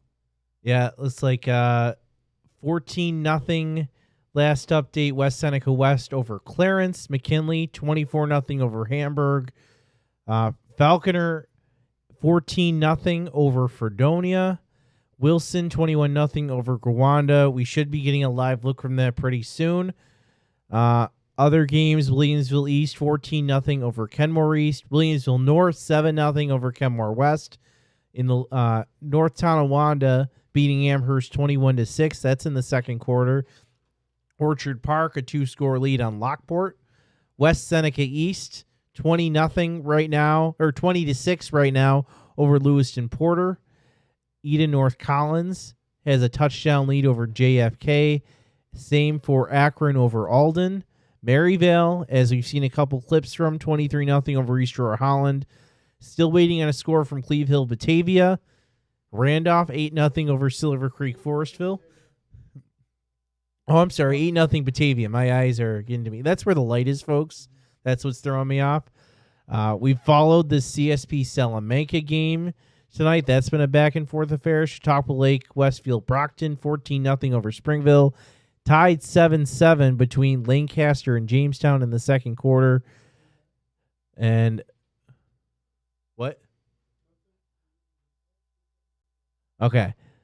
Health Sciences up 6-0 over Grand Island. Welsh Jesuit, we've talked about 21-0 over Canisius. And we're going to head to game 3, where Jamestown just scored. Yeah, Jamestown just scored, went 13-7. We do have another quick scoring update. The battle between, I believe it was West Seneca West against Clarence. Clarence just scored. Nathan Arnold, 65-yard touchdown pass from Arnold to Jace Brinkerhoff. They got the PAT, so West Seneca West is up 14-7 with 1:59 to go in the first half, and that's from one of our colleagues, Tony Fiorello, who's at that game. Yeah, we hope to be getting a call from him at halftime. Tell us how that's going. That was a game we really wanted to have on there, but unfortunately, Clarence did not turn on their huddle cams, so we were not able to show you that one live, but we will get a live update from him at the halftime. So it looks like that PAT attempt was blocked, was no good, but Jamestown up 13-7 on Lancaster in a divisional double A matchup. All right, why don't we head over to game number 7, where we have Chautauqua Lake at midfield right now. Throw. Oh, that was a nice one. Juke. You know who that reminded me of? Khalil Shakir. Khalil Shakir. That Yeah. was definitely very Khalil Shakir-like. I want to see who that might have been. That might have been Asher Olsen. Yeah, it looked like number 8 to me. Who made that play? So You got a tight end making a play like that. I feel like you can throw to him as many times as you want to. Well, real quick, that game was brought to you by Binghamton University. All right, we'll head to game number 4. As Dunkirk with the ball throws. That one is caught. And Dunkirk is now inside the 30, looking for their second touchdown of the game. They're down 21-7. This one, I believe, 5 minutes to go in the second quarter.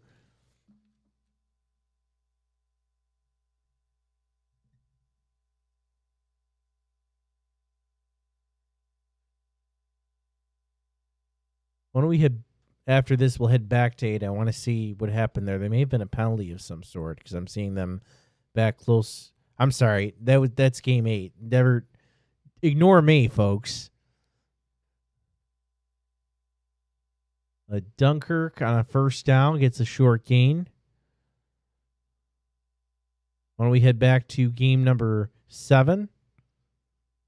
Where Chautauqua Lake is threatening, and they're now inside the 10 after that run play. Yeah, it looks like they got stopped at the 6. They got a 1:41 to go for them in the first half, trying to go up 3 scores. We have another scoring update. Our game number 2 that we're trying to get a live look at. Carter Capozzi finds Trinland Warrior on 4th and 12 for a 40-yard catch to the 1, and then the next play, Kalen Redford punches it in. So with 1 second left in the first quarter, it's now 21 Wilson, 6 Gowanda Pine Valley. So Panthers finally get on the board against the Lakemen.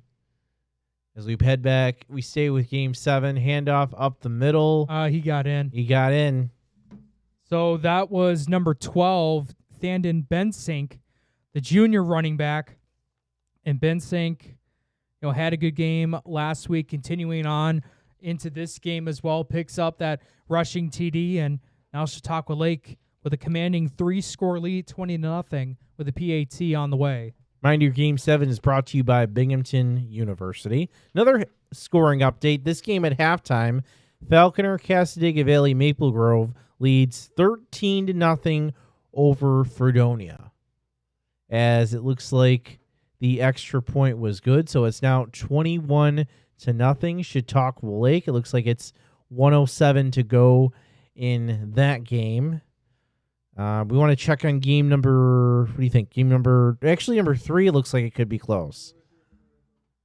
Real quick here, scoring update between West Seneca West and Clarence. West Seneca West is up 21-7. All right, let's. While that game goes on, let me head over to game number 5. The wheel of annoyance. Every time you see it. CSP threatening again. Oh, he got sacked. Big play there by Salamanca. This was a game, folks, where if you've been tuning into us for the past, past half an hour ago or 20 minutes ago, that was a game that was going back and forth early on, and it's still remaining a tied game at 14. So both defenses for both sides have been making some good plays within the past 5-10 minutes. All right, another scoring update. Timon is up 33-10 over Crothers. I believe that one is now that one's in the fourth quarter already, I'm told. So that game must have started early. Bishop Timon looking to get a win tonight. Looks like it's 2nd and goal right now for the Legends. Yeah, it's showing 2nd and goal. Be a big spot for Clarence here. Try to take a Lancaster 1-point lead. And And touchdown. He got in. Touchdown, Clarence. The link. No, that was Clarence. That No, Clarence just scored. Lancaster. Oh, I'm sorry, Lancaster. I'm sorry. I think I just joined Francis. I have no idea what we're doing now. The This problem show is now, there's the show too is much now red. off the rails. There's too much red on Way the too field. much red. Scoring update. Wilson scores again. Nick Lemke takes an inside handoff, 4 yards for a touchdown. Wilson now leads 28-6 with 7:34 left in the first half in that game against Gowanda Pine Valley.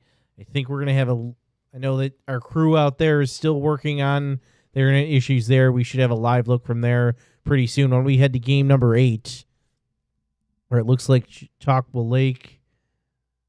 I'm sorry. East Aurora has the ball deep in their own end.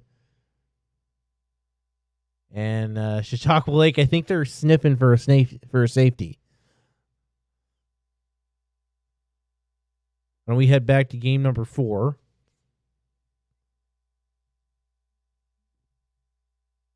Dunkirk trying to score, and they do. Dunkirk run up the middle. Actually chose the left side. Was able to get in. Looks like it was about an 8-yard touchdown. Dunkirk gets within a touchdown of Iroquois.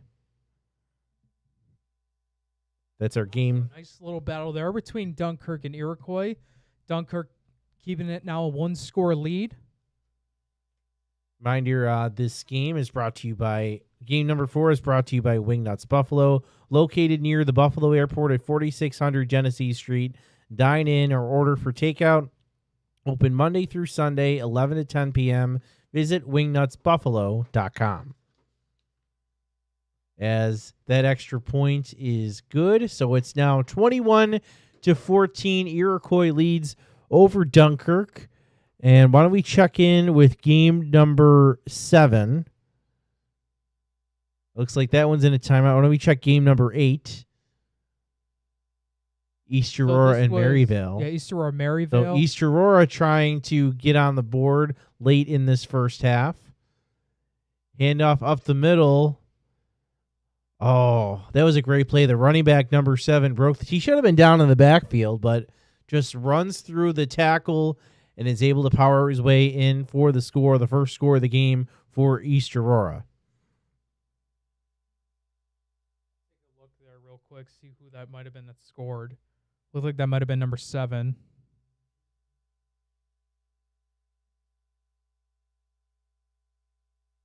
I'm going to head over to game number 1. It looks like Grand Island has the ball. Not quite in the red zone, but they're getting close. So Grand Island looking for their first points of the game, down 6-0 over Health Sciences. We saw a little bit earlier they came up with a goal line stand against Health to keep this a 1-score game. I respect what Grand Island's doing. In a lot of cases, what we saw the last 2 weeks, Health Sciences have been, pedal to the metal on offense. And so far, Grand Island's defense, they've been a good matchup so far against this Health Science offense. But now you see the Vikings on offense, down by 1 score, trying to go for a deep shot downfield, but it's going to be incomplete. That got deflected at the line of scrimmage. Let me check in with game number 4. Looks like we have some action over there. Okay, looks like Iroquois has the ball back on their ensuing drive, about 1:35 to go. Like some games are starting to head to halftime. Looks like the Canisius Walsh Jesuit is now at halftime. I think the Salamanca game as well is at half. Why don't we check in game number 7?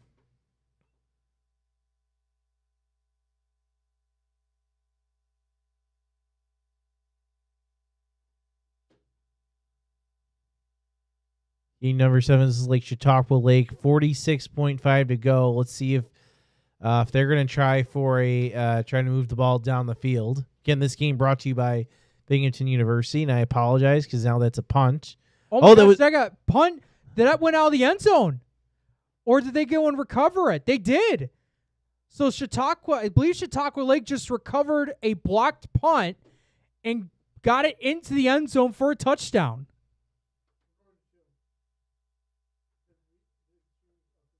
All right, we're going to head to 2 because it looks like that stream is finally up. Excuse me. Wilson 28-14. They lead Gowanda late in the second quarter. This game brought to you by Richmond Vana.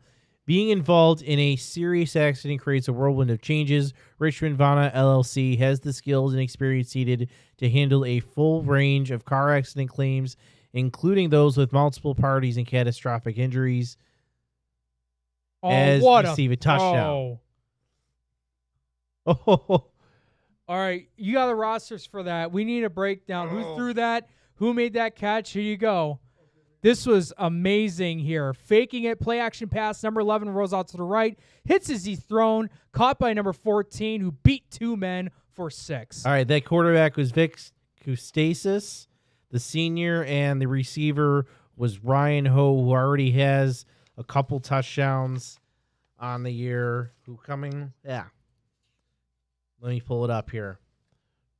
Ryan Ho already had 2 touchdowns coming into this game, so he adds on to his total as Wilson extends their lead late in the first half. 62 PAT on the way. That one is good. How about this? As we'll take a look at that replay, Francis. 3 minutes left to go in the first half. They've already had a combined 7 touchdowns in this game, and they're not even done with the first half yet. All right, we should finish that ad read. Remember, this game, too, is brought to you by Richmond Vana. Being involved in a serious accident creates a whirlwind of changes. Richmond Vana LLC has the skills and experience needed to handle a full range of car accident claims, including those with multiple parties and catastrophic injuries. Call 716-671-4341 for your free consultation today, or visit richmondvana.com. As this one heads to, we have a kickoff here. Jeremy, what else is going on? Our Octobox screen is down for just a moment. I think we might have had something in game 1. I think Health Sciences had a big run.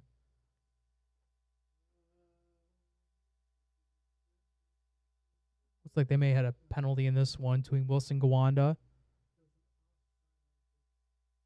Okay. All right, how was game 1 doing? Health Sciences, looked like they had a big run on our screen. Just trying to see where that.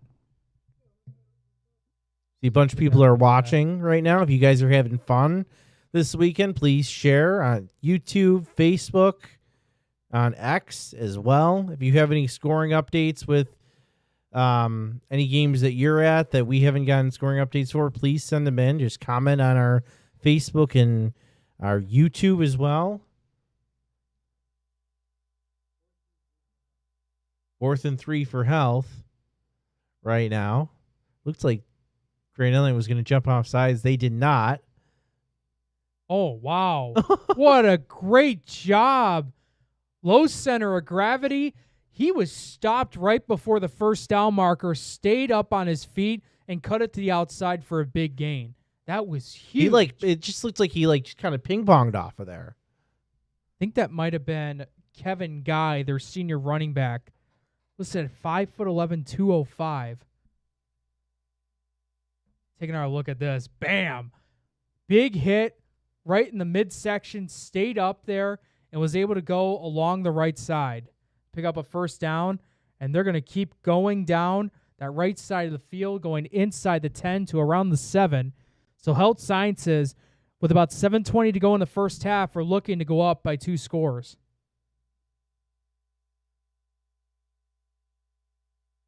We'll stay with this one for a little bit, and I think we haven't taken a commercial break in a while, which we really should do because we have wonderful sponsors who, not right now, Jake, when this drive is over. Health Sciences might be getting close here.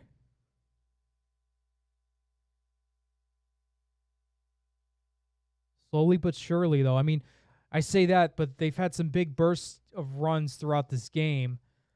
but they love that running attack. They like to methodically get down the field, even if it's little by little or getting some big rushes here and there.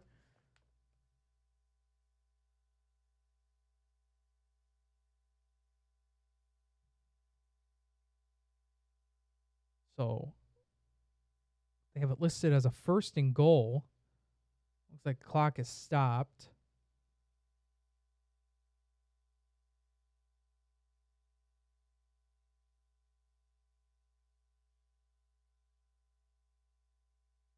Just have a scoring update here. Looks like Landon Kirk from Orchard Park scored. So Orchard Park's up on Lockport 21-0. Looks like that's what I'm all seeing so far. But let's see what happens here with Health Sciences. Running towards the right side, diving forward. And I think he was short. That was... Oh, he looked... that looks kind of close to me. I thought he had it with the extension there. They did a nice inside handoff, but you're right, Jake. They are going to mark him short. Alante Green, number 7, was the ball carrier on that one. I'll tell you, there's at least 3 guys on this set. Or in this case, 4. Some tush-push action. Touchdown, Health Sciences. They get another score here. I think most games are at half. I think after this extra point, we'll take a break. Very good execution there. This is from the previous play that had Alante Green. Looked like he may have been short of that first down marker, but great job, though, by Health Sciences. You know, they keep sticking to the ground and pound attack. That's obviously one of their big successes so far this season, is doing that. Now they're up 12-0. We'll see what they... Looks like they'll go for 2 here.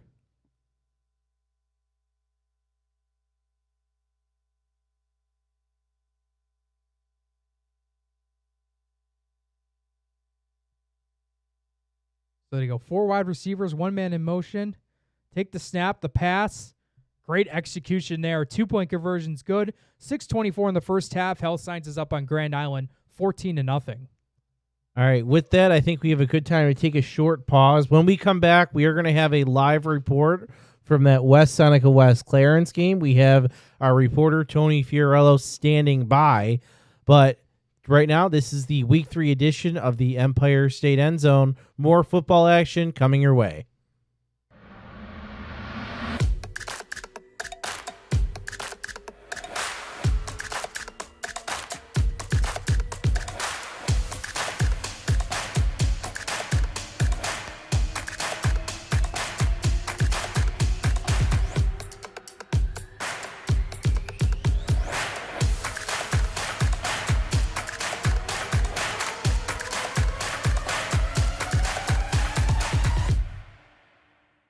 At Richmond Vona, we are seriously dedicated to bettering the communities that we serve.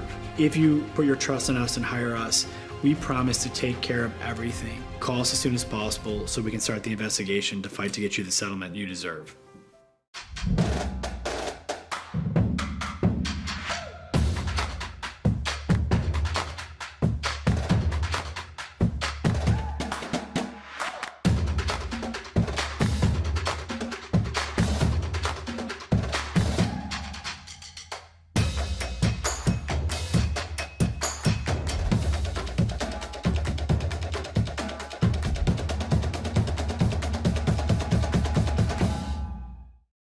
Why do you exercise? To look better? To feel better? To drop a few pounds? To train for an event? To defy age? Or to keep your ability to say yes to the things you love to do? Whatever motivates you, G&G Fitness Equipment is here to get you there. Treadmills, ellipticals, rowers, bikes, home gyms, and accessories. We'll pair you with the right equipment, teach you how to use it, and be there every step of your fitness journey.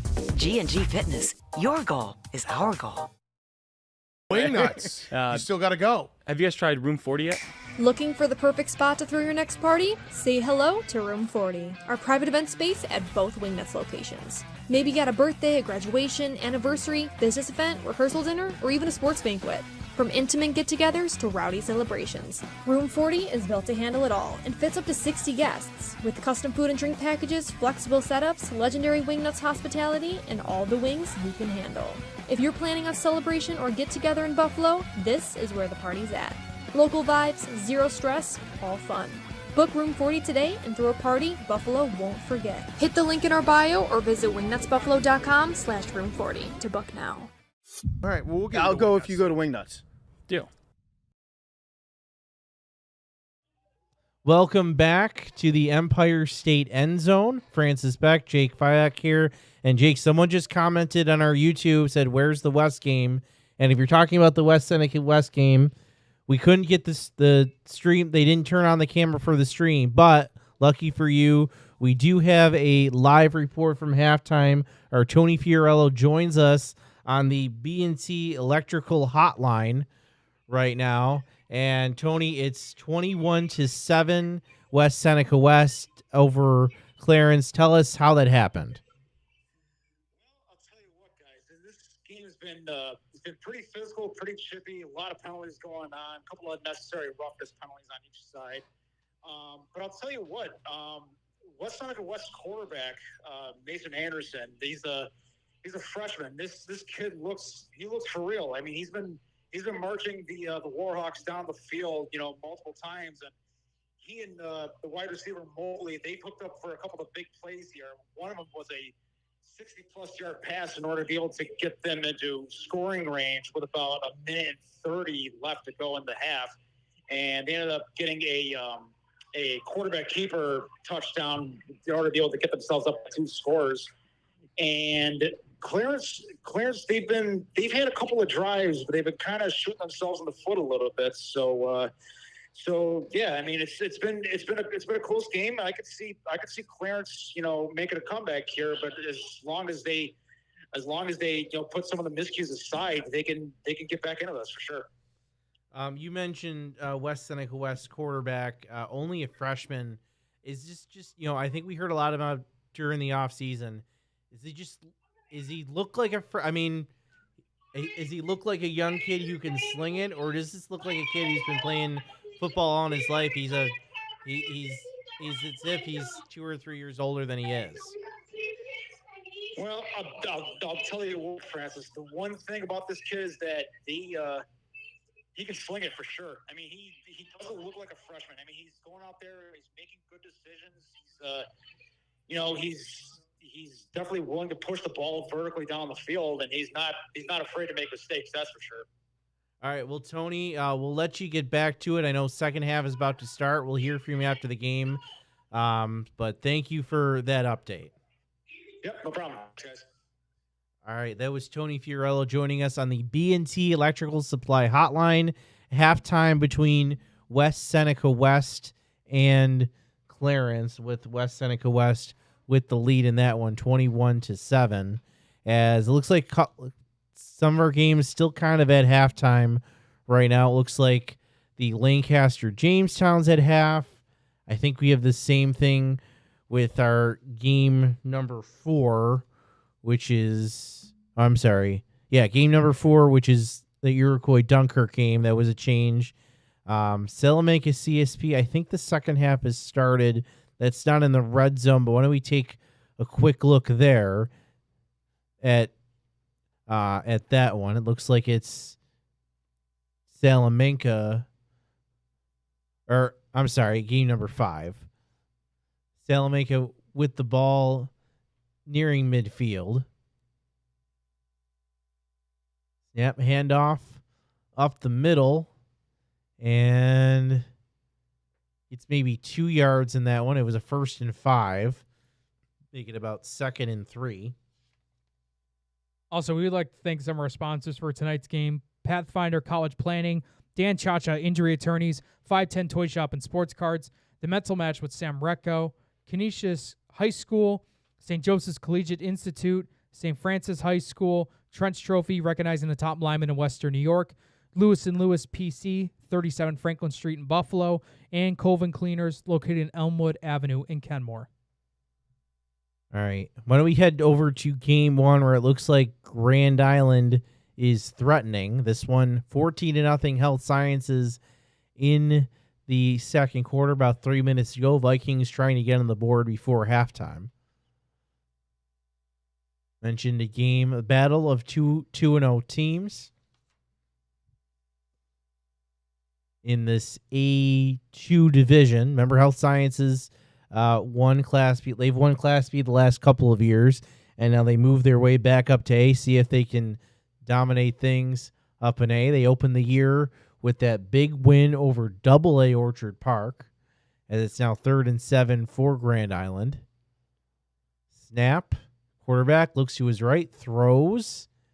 It is incomplete. Ball goes out of bounds. So it'll set up 4th down for the Vikings. And this game's brought to you by Damon University. Damon University is a private, non-sectarian university in Amherst, New York, offering undergraduate and graduate level degrees. Visit damon.edu to schedule a tour today. All right, scoring update. Touchdown, Gowanda. Winter Mentley Peters catches the ball, gets it down to the 5, and then runs in a touchdown 2 plays later. It's now Wilson 28, Gowanda Pine Valley 14. That one in the second quarter. No time, but I'm assuming. Oh, we already had that one. Okay. Yeah, our score said 35-14. Okay, so that one's a little behind. And then at the half, it's Williamsville East up 28-0 over Kenmore East.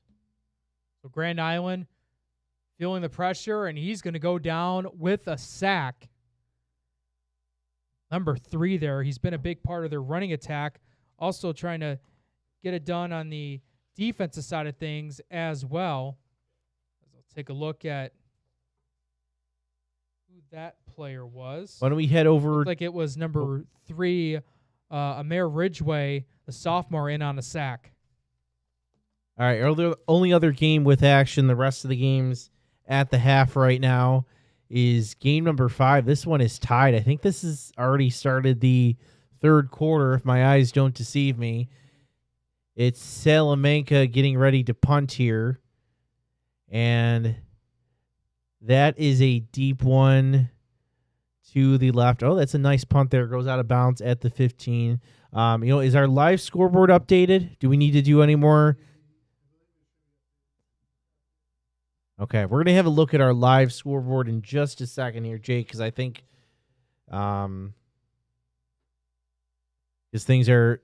really don't have any games in the red zone. We only have the 2, Grand Island and the Salamanca CSP game that we're following. All right, let's take a look. This is the Empire State EndZone live scoreboard presented by Western Division, home of the Great Rate. We have on our live scoreboard some scoring updates.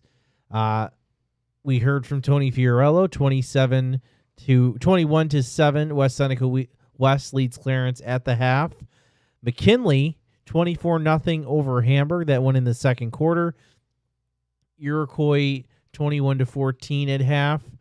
Last we heard, Falconers up 13-0 over Fredonia. We've been following that Wilson-Gowanda game. Lackawanna 38-0 over Albion. That one's in the third quarter. South Park 12-0 over Williamsville South. Waiting for an update on Starpoint Pioneer. If you're at that game, please send it in. Williamsville East, we just mentioned moments ago. They lead Kenmore East 28-0. Will North, last update was 7-0 over Kenmore West. North Tonawanda 28, Amherst 6 in the third quarter.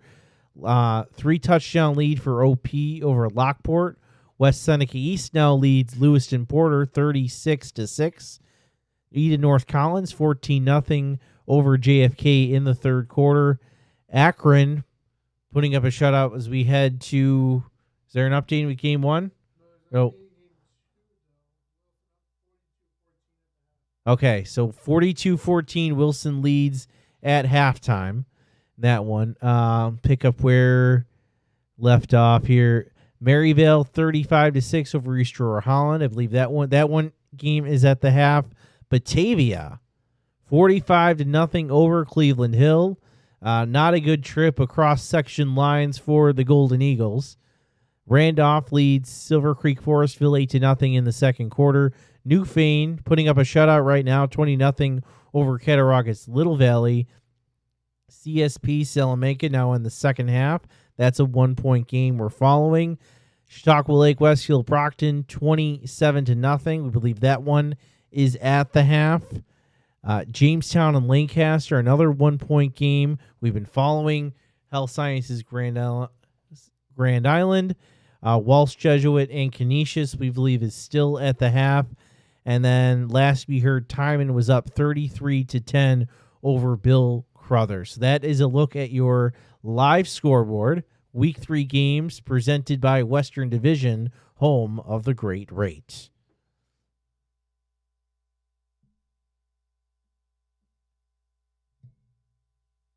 So it looks like on our Octobox here, it looks like this is the game that's so far that is still currently in action here. 14-0. Health Sciences up on Grand Island with 95 seconds to go in the first half.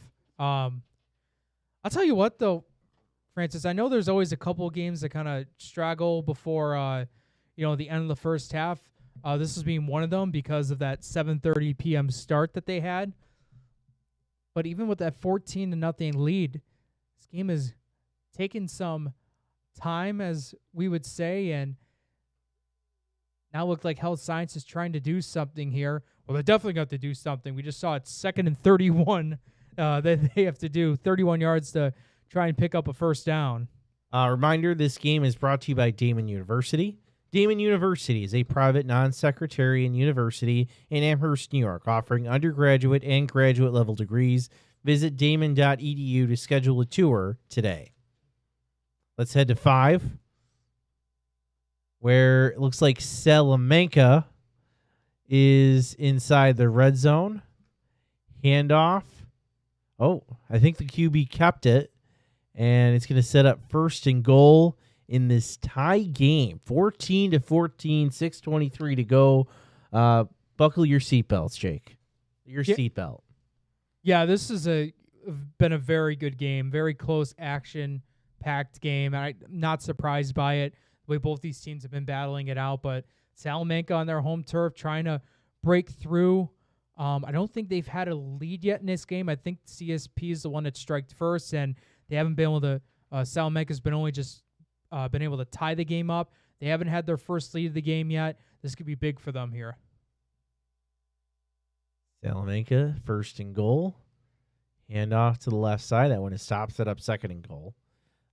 Game number 5 is presented by SUNY Cortland. SUNY Cortland stands out as one of New York's top public universities, a medium-sized school that offers academic strength across 68 majors, a high quality of student life, and a degree that pays back graduates. Visit www.cortland.edu to schedule a visit today. So clock counting down, just over 5 minutes go in the third for this game. Scoring update for you after this play. Bradley setting one motion guy from left to right, showing 2 wide receivers, almost got the defense to jump. So they go and hand off to the right side, and CSP's all over it. They got tackled back at the 5-yard line. Francis, what scoring update do you have? All right, this one out of Williamsville, it's the Spartans leading the Kenmore West Blue Devils 35-6. That one at the half now. Our good friend Jim Craig from the Connolly Cup giving us that scoring update. Update here between the Falconer and Fredonia game. End of 3. It's still 13-0. Falconer out in front.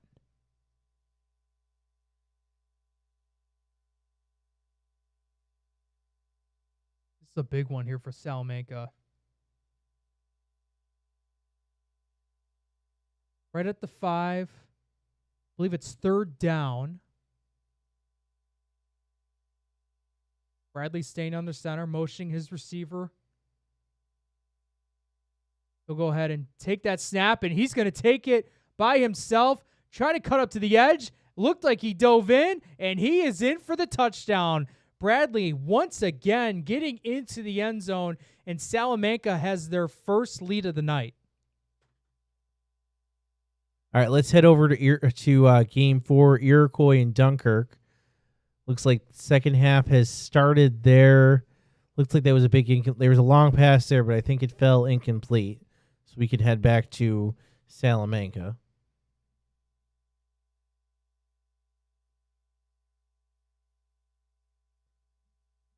As the Warriors line up for the extra point. Saw a little bit of their light show again. We talked about that earlier. Here's the kick on the way, and the PAT is good. So, first lead of the night for Salamanca, 21-14, just over 4 to go in the third. All right, heading out to Ohio. Canisius with the ball, down 28-0 in the second half. Canisius throw. That one is caught for a short gain. I will gotta get my notes together, see who made that catch. It looked like it was number 5, Jack Cullinan, with the catch there on that short one to create a third. Looks like it's maybe going to be about 3rd and 7, 3rd and 6, from what I can tell. This Game 6 is brought to you by G&G Fitness. G&G Fitness Equipment is a full-service provider of specialty home and commercial fitness equipment. Locations in Buffalo, Rochester, and Syracuse. Visit livefit.com. This third down, snap. Quarterback looks to his left, throws, and that was an incomplete, little high for his receiver. So it'll set up 4th down for Canisius, probably a punt. Why don't we check in on game number 7?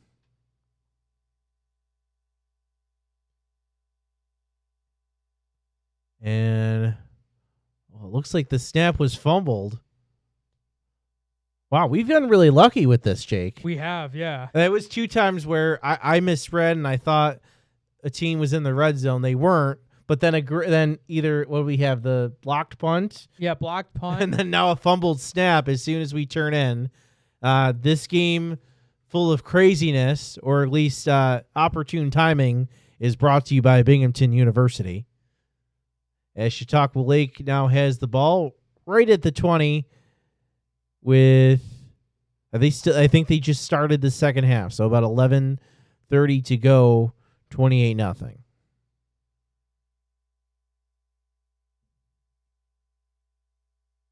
See if I take a look here at Chautauqua Lake so far. Oh, Evan just made a comment under his breath there. Okay, that wasn't a score. I thought he had an upset brewing. Touchdown Chautauqua Lake. Was that the first play of the drive there? And rolled out to his right, Gibbs striking to his receiver for a touchdown, and 11:09 to go in the third. Chautauqua Lake goes up 34-0.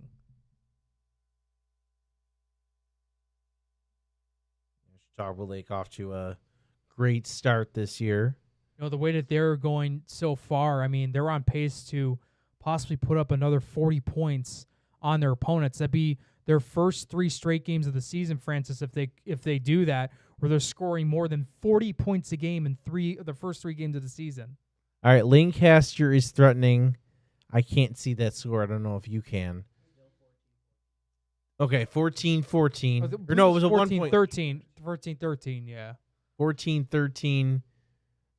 Is it Lancaster leading? So they have the ball. This looks like it maybe about 10 minutes to go in that third quarter, so it might be first or second drive of the half. Lancaster right on the doorstep of the red zone.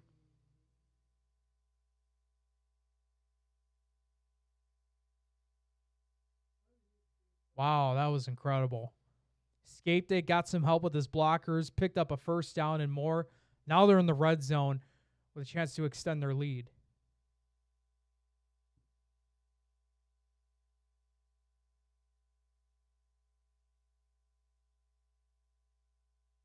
Trying to see what else is going on. It looks like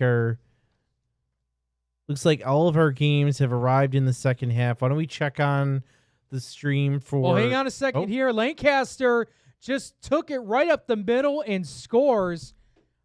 So Lancaster Legends have now extended their lead up 20-13 real quick.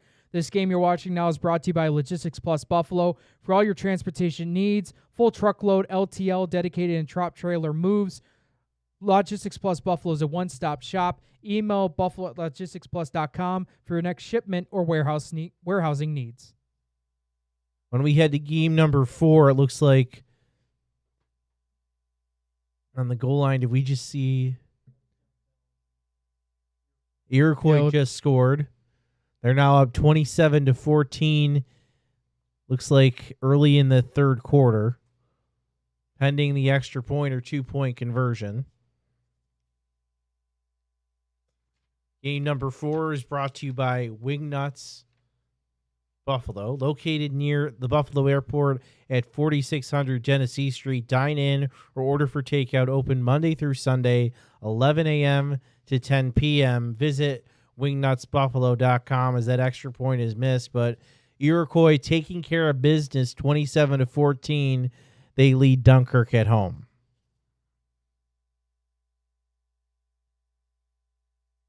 We'll head out to Salamanca, where the Warriors get the ball. They're up 21-14 late in the third quarter. Why don't we head over to game 8?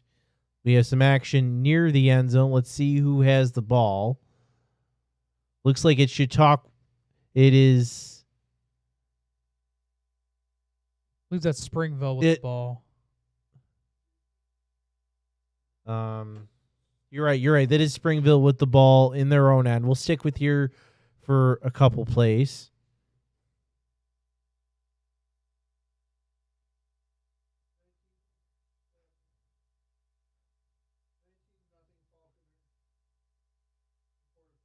All right, and a big play there by Dunkirk, flipping the field. I think that was a long run there up the left side. Oh, this is the EA. What is this? The EA game that we had? EA against Maryvale? Yes. Okay. East Aurora against Maryvale. So this game's brought to you by Damon University. Damon University is a private, non-sectarian university in Amherst, New York, offering undergraduate and graduate level degrees. Visit damon.edu to schedule a tour today. All right, so that was a big play by Maryvale. They're up, I think, 36-6, if I'm reading that right. Maryvale. They're threatening once again to score. Snap. I think that was. It looks like there was some kind of miscommunication. It was almost bobbled in the air, that snap. Quarterback and running back were playing a bit of hot potato with the ball. Oh, was that a turnover? I think that was actually a turnover, Jake. So that's going to be East Aurora Bowl. I think Maryvale fumbled the snap after that long play, and it's going to be East Aurora ball. Let's head over to game number 6.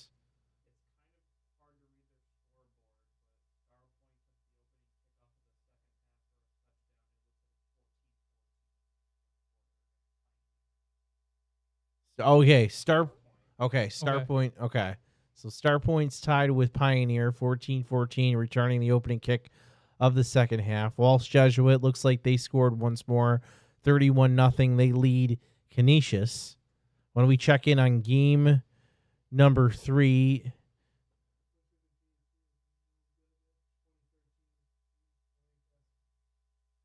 so 2013 Lancaster, they now lead Jamestown with the ball back on their own end. I think we're going to say that's 9 minutes left in this third quarter.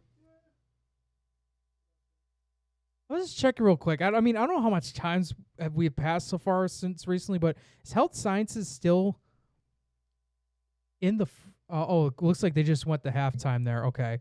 I was just wondering because I feel like that game's really kind of, I mean, I know they started later, but I feel like that game's kind of, dragged on a bit because like a lot of these games are, starting up, hitting through like the midway point of the third quarter, and they just ended the first half. So Faulkner over on Fredonia, 27-0. All right, as we take you back on cam, that Health Sciences game is in a commercial right now, trying to see who's closest to the red zone right now. Why don't we take a look at game number 7? That would Chautauqua be Lake in Chautauqua Springville. Lake. Yep. So Chautauqua Lake has the ball, 7:05 to go in the third. They got a second down and 8. So from that snap, draw play, moving up to the left side, up the middle, and a game brought down at the 20-yard line. So that'll be enough for a first down for Chautauqua Lake, the Eagles.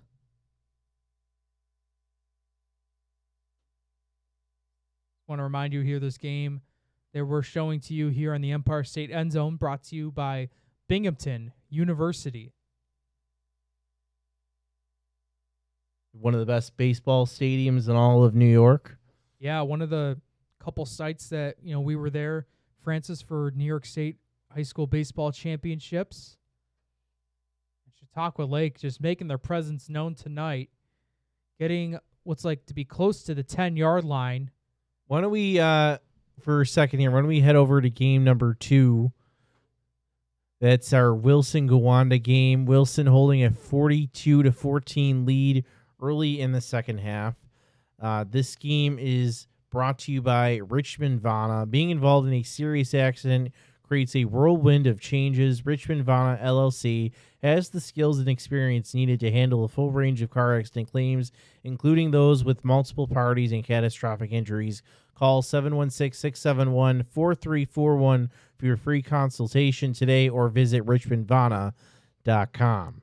As why don't we head back to game number 7, where I was seeing some action there. And it looks like Chautauqua Lake has scored once again.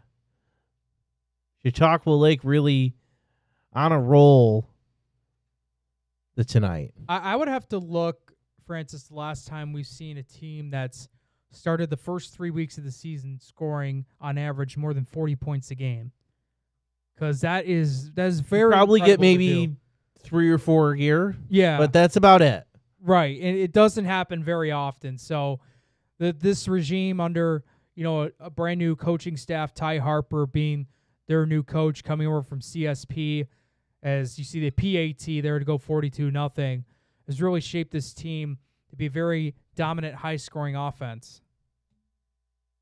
So Chautauqua Lake scores. Why don't we check in with Gowanda and Wilson? We're seeing a flag there. Let's see if we can figure out what's going on.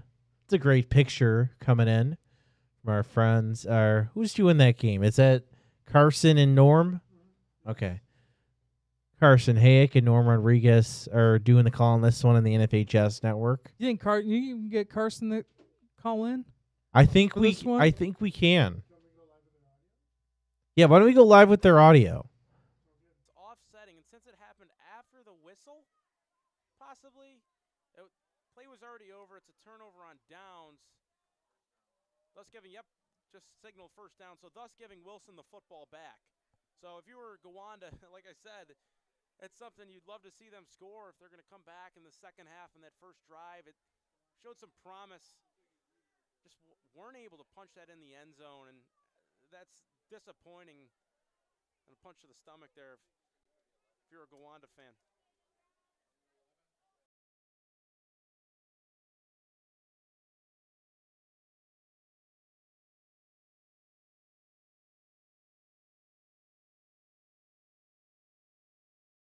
Got to force a turnover. You got to force a stop, bare minimum. Wilson scored on every single drive in that first half. Just incredible stuff from Wilson. Defensively, though, it has to be better for Gowanda. I will say, though, here, this is, with it being 42-14, even though we're just roughly 2.5 into the third.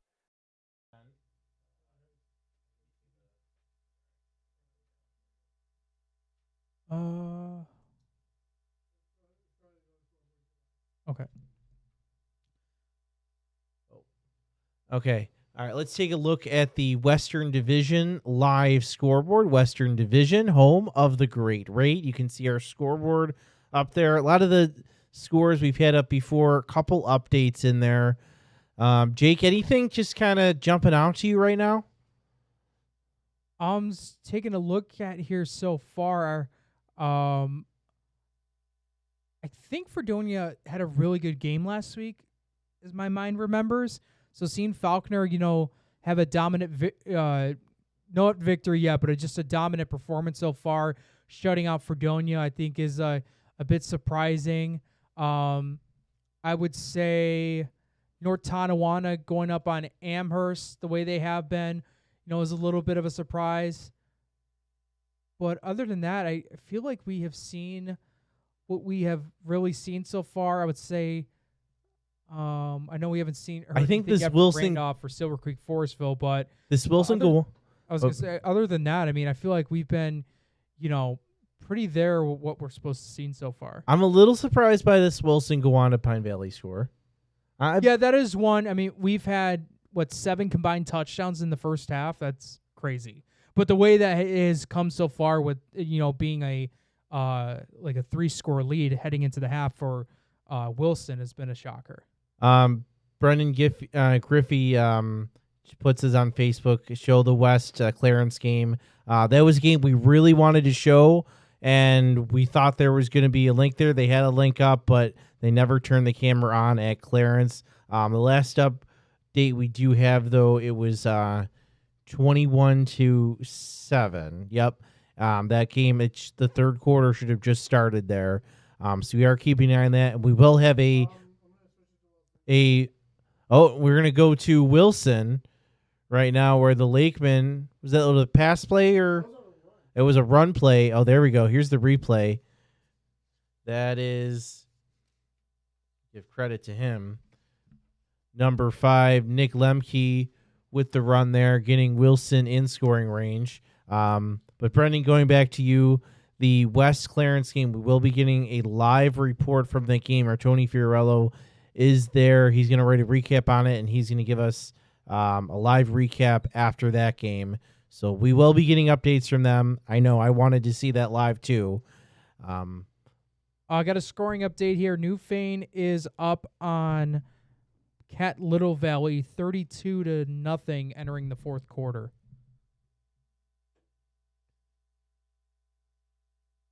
All right, when we head to game number 5, looks like CSP is threatening. I'm sorry. Oh, it's Salamanca deep in their own end. Oh, how about this? Trying to go for a deep shot downfield. And looked like it was incomplete, but a penalty marker was down. Looked like that might be on the CSP defense. So what we thought was a run zone play, though, Francis, a big play for Salamanca to get themselves out of their pin-owned territory. All right, let's check out 3. It looks like Lancaster just scored. They're lining up for an extra point. So it looks like that's 26-13 right for the PAT. Kick on the way, and that one's also no good. But Lancaster does score. They go up by 13 on Jamestown. Yeah, so big lead for Jamestown. When we head back to Salamanca. In game number 5.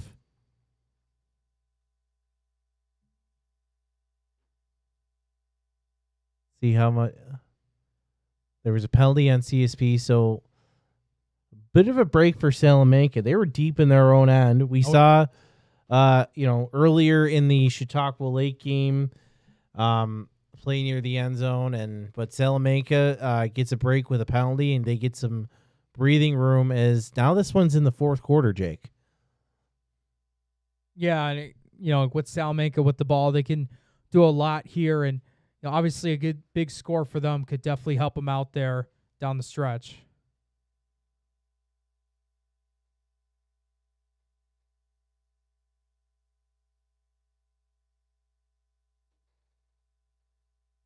So it looks like for Salamanca, they're just going to get a substitution in. When we go to game... why don't we go to game 4? Yeah. I was going to say, I think you were going to look at this as well. Looks like Iroquois. They're going to try to tack on some more, and looks like maybe an incomplete pass.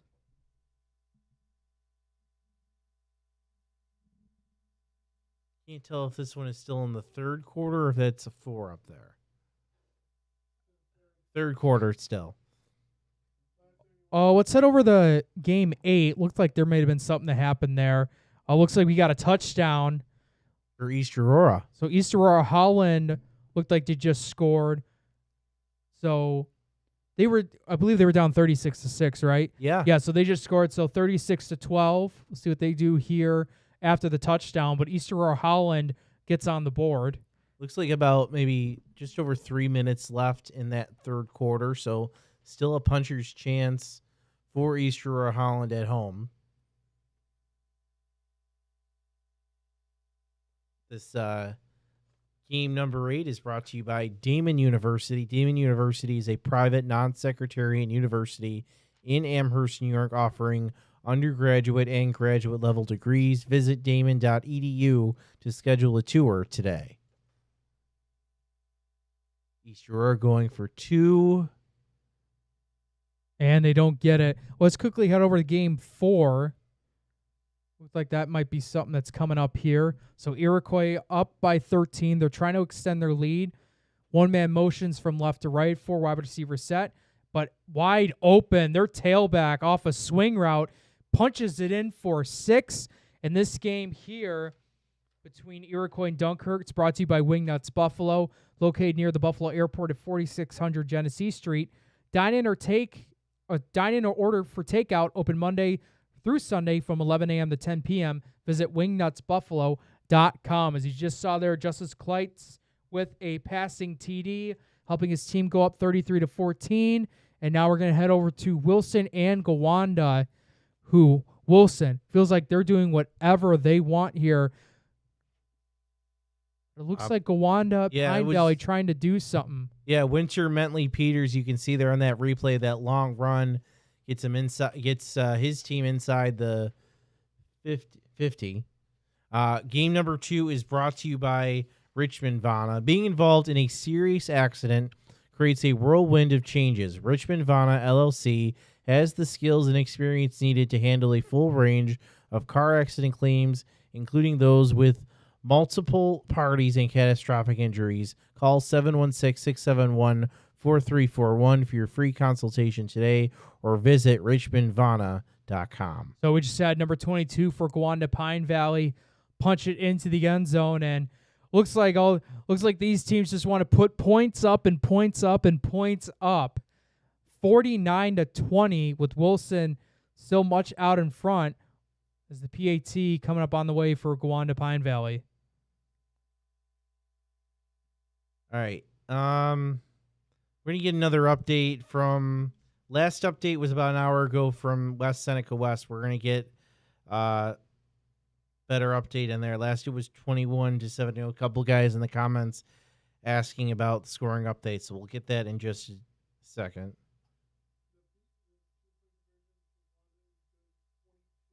Okay, so they go for a 2-point try. They convert it. So Wilson up on Gowanda 49-22.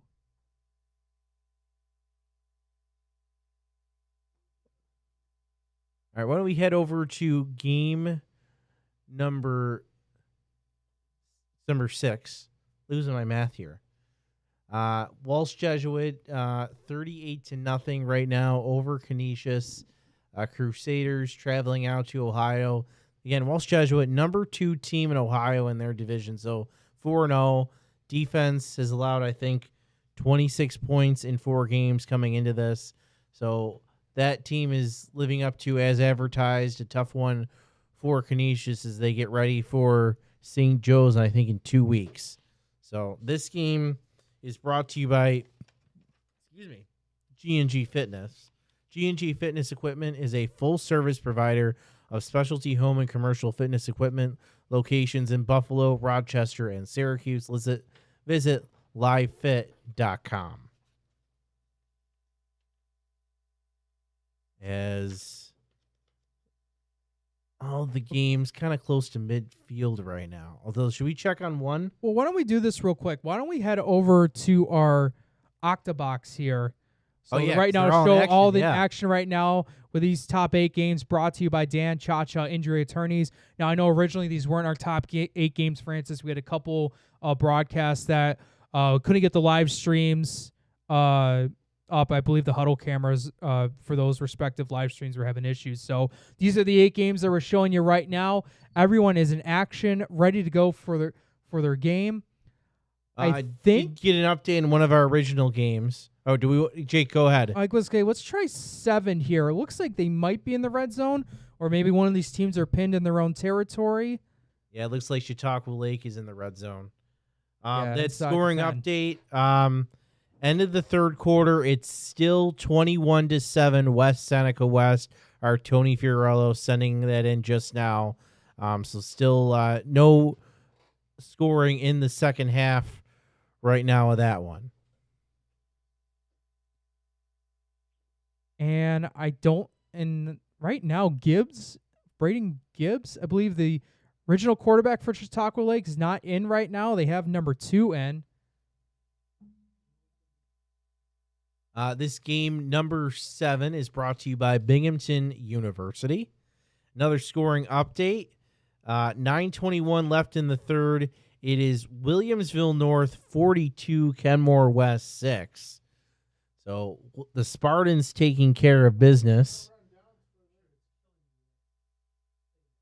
Why don't we? Oh, yeah. Oh, great. All right, after this play, we'll head back to our Octobox. Then we it's fun that we finally get all the games with action going on. You can see the full scope of what we're doing. Well, some of the scope. Okay, so we go back to the Octobox then. Okay. Yeah, we can sit in the Octobox for a second, see all those games happening. Sciences. Like Walsh Jesuit is advancing down the field. No, we haven't taken a look a while back at Lancaster Jamestown. I don't know if we want to go to that real quick. Just see what's going on. Of course, it's buffering. Now it's back. There we go. So 26-13 here between Lancaster and Jamestown. This game's brought to you by Logistics Plus Buffalo. For all your transportation needs, full truckload, LTL, dedicated and drop trailer moves. Logistics Plus Buffalo is a one-stop shop. Email buffalo@logisticsplus.com for your next shipment or warehousing needs.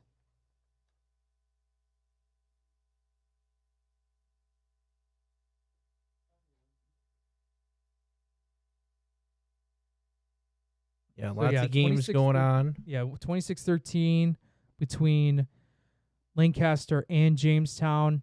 We mentioned earlier, Francis, before this game got started, that this could, shape up a little bit of Class AA and where both these teams could be at. As it looks like Clarence advancing the ball, picking up the first down, now in Jamestown territory.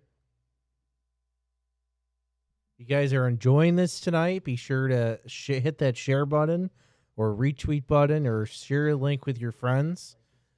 Yeah, like and subscribe. If you're on YouTube, and subscribe.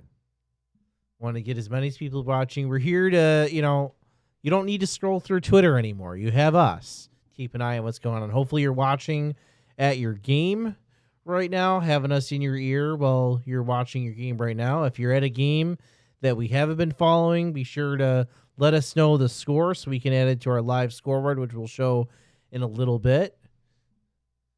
Why don't we head back to the Octobox? Again, this is really cool here. We're following 8 games, live feed. We can go to these at any time.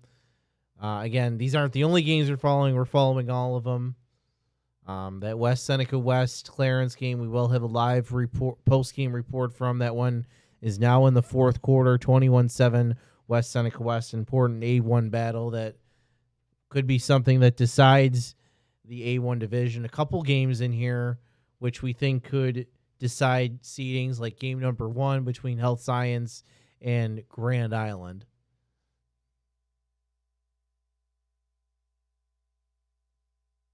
Right now, just a little bit. I feel like, is everyone in a break?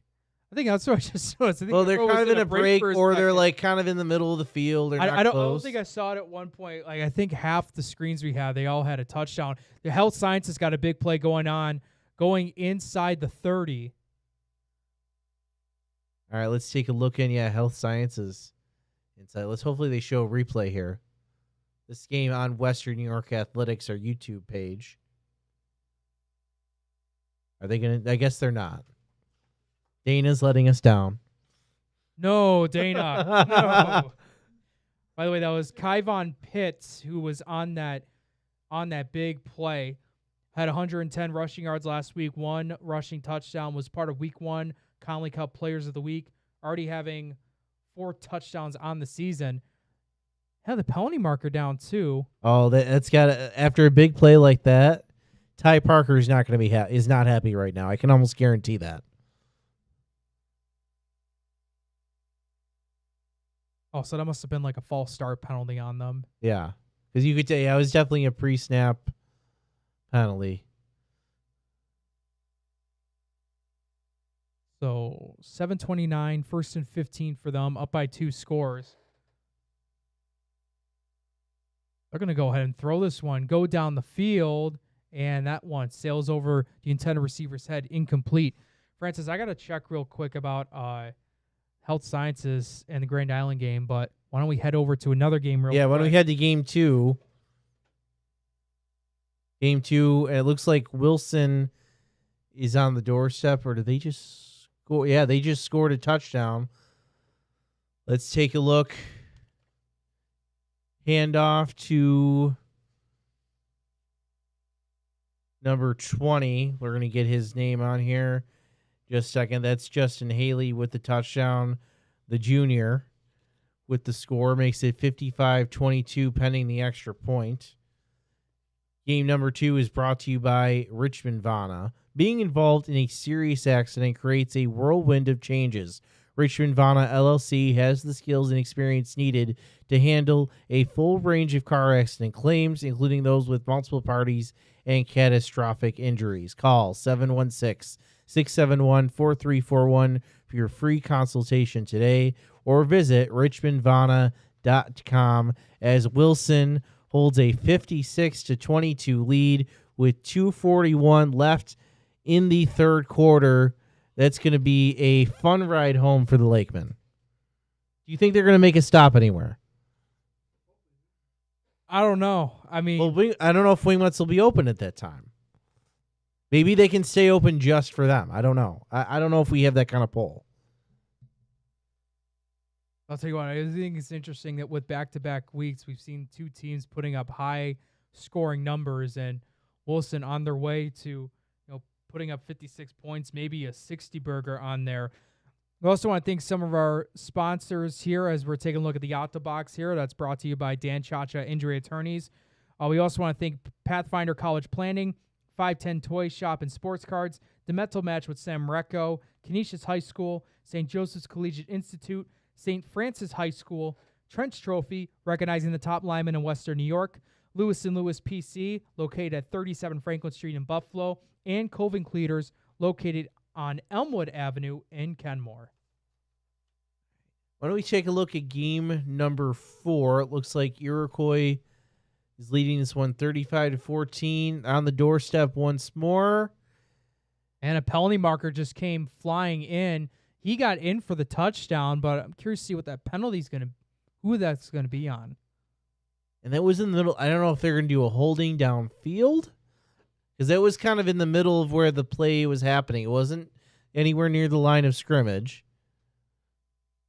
Why don't we head back to 1 for a second, because it appears Health Sciences on the doorstep, 2nd and goal, 14-0. They lead.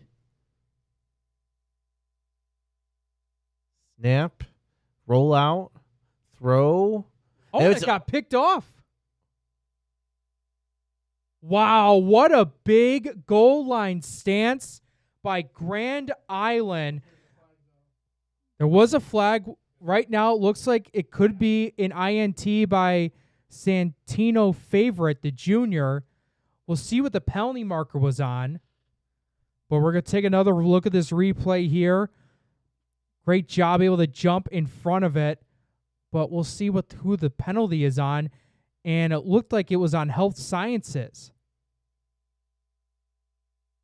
All right, update from the West Seneca West Clarence game. Red Devils get on the board.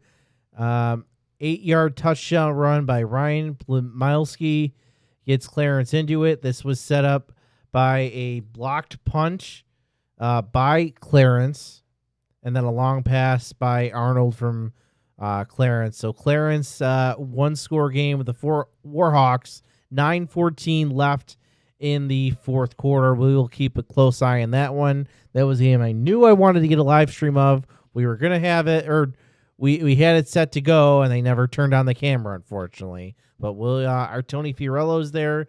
He is tweeting out updates from that one, and we'll have a post-game report from him after it. So we'll hold off to that Clarence one real quick. I want to talk about this Health Science Grand Island game. So Health Science is coming into this game, had a combined 100 points. I mentioned that before the start of this contest. Against Orchard Park, they put up 12 in the first half. They were losing to Orchard Park in that game 13-12, and then scored 28 unanswered points. Their second game against Ken East, they put up 30 points in the first half and doubled it in the second half to get a big win there. But Grand Island holding strong. They haven't scored yet, but they have allowed this Health Sciences team only allowed 14 points and just came away with a big turnover to try to get some momentum on their side. So we'll see what happens in this game. Let's head over to game number 6. It appears that game has gone final. Walsh Jesuit of Ohio defeats Canisius 38-0, handing the Crusaders their second loss of the season. A tough trip home will be for Canisius after that loss to Walsh Jesuit of Ohio. Again, number 2 team in the state of Ohio, so nothing to hang your hats about if you're Canisius. You got a big test for yourselves, and this is a game that hopefully that can prepare them for the rest of their season. Yeah, absolutely. You know, you always want to face very tough, challenging teams. This was one of them that they were going to have in Walsh Jesuit in Ohio. So hopefully this is a lot that they can learn from and use that for the rest of the season. Why don't we do this real quick? Why don't we take a break in the action here? We'll head back here. We'll take a look at some of the games that are happening so far. But we want to thank everyone so far for tuning to this broadcast. Live us on YouTube, Twitter, and Facebook. This is week 3 of the Empire State End Zone.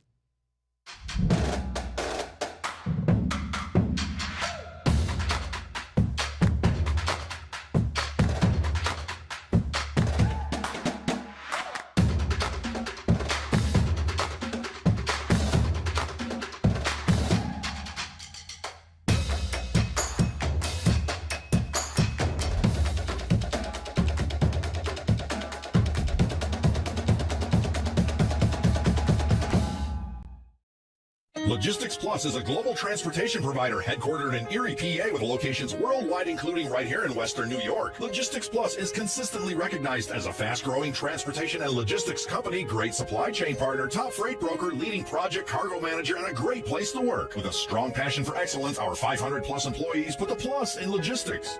For an efficient, personal approach for all of your transportation needs, more information about our Buffalo office is available at logisticsplus.com/Buffalo.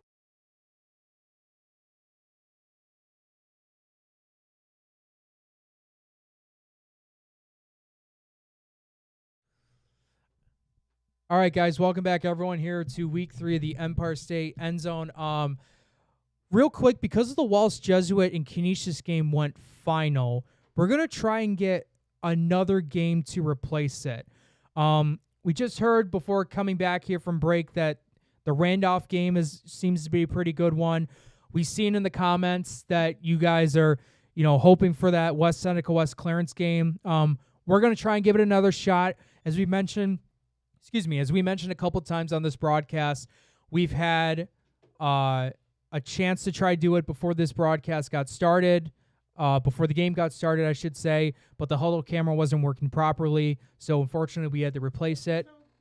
So we're going to try and see if we can get that Clarence game. If not, we might replace it with the Randolph game. But why don't we head over to game 3 right now? We got Jamestown against Lancaster. Can't see what that quarter... Francis, is it me or that scorebook has progressively gotten worse? Yeah, This it game kind of gone has, along. yeah. It really has. I don't get it. We don't have control over the scorebook. We do not. We want to clarify that.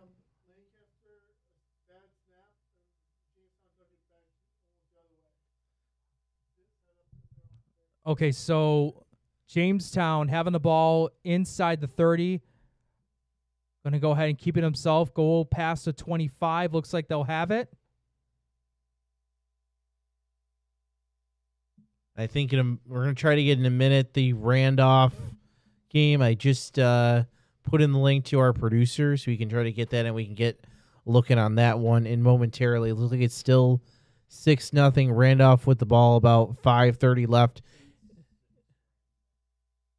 Oh, I'm sorry, 8-6 Randolph. That's a score. Another score that's hard to read. Nothing. 8-6 Randolph. I put it in the Canisius line. So we don't have the new anything link. yet from Clarence? It doesn't look like that link is anywhere. It doesn't look like that their camera's working. I'm gonna check one more place.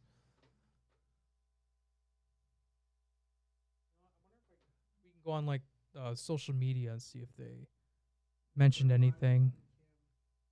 All right. So, here's interesting one here. Yeah, this is West Seneca West Clarence. West Seneca West is up 21-14 on Clarence. All right, we're gonna have Randolph momentarily. Yes, they got to get their ads in, but we're still looking for.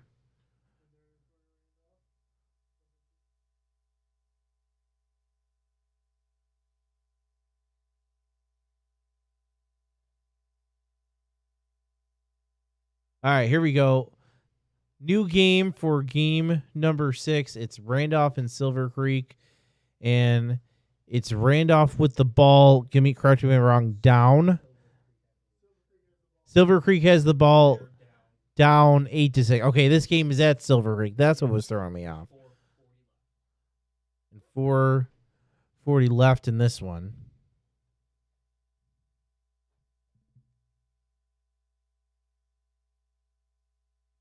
Try to go on social media, see if anything for Clarence, but nothing's coming up.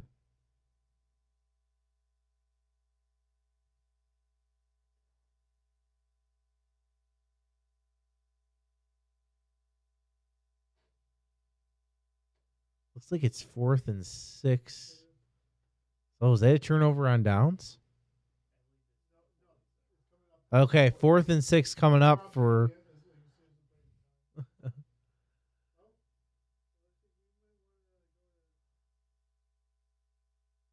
All right, let's check 3 real quick.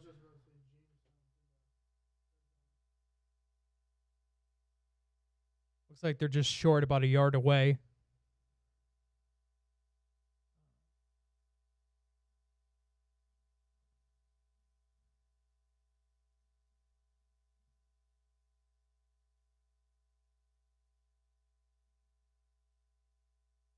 With that snap up the middle.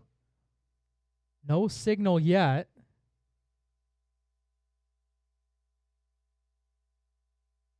And I don't think he got in. Let's head back to game number 6. Let's see what's going on with Silver Creek. It looks like Randolph just scored. So they now lead 14-6 pending the extra point. 4:03 to go. This is a very important extra point because this makes it a 2-score game if they convert. We'll see. It looks like they're going to try to kick it here. So, yeah, get the extra point. It's a 2-score game. Very big for Randolph right now. Scoring update. Orchard Park up on Lockport 27-0.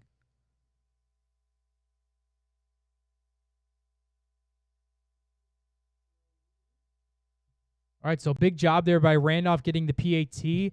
They go up now 2 scores, up 15-6.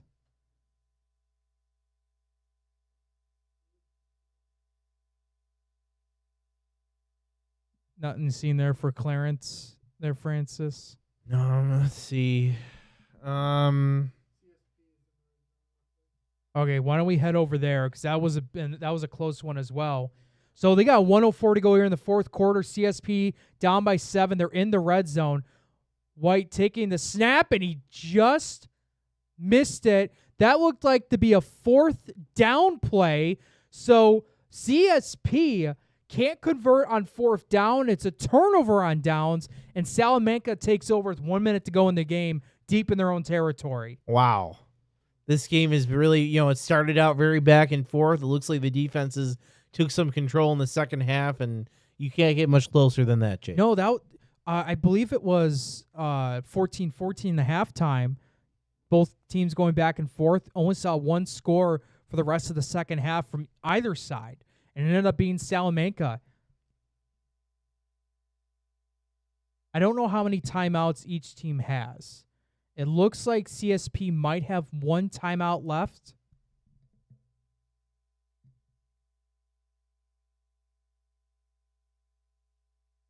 So they'll go and take the snap, and they're already going to be in victory formation.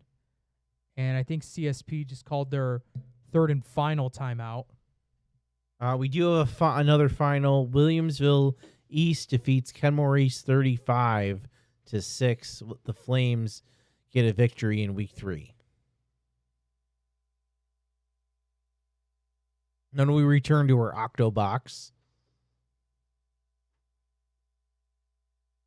You can see a couple games in commercial.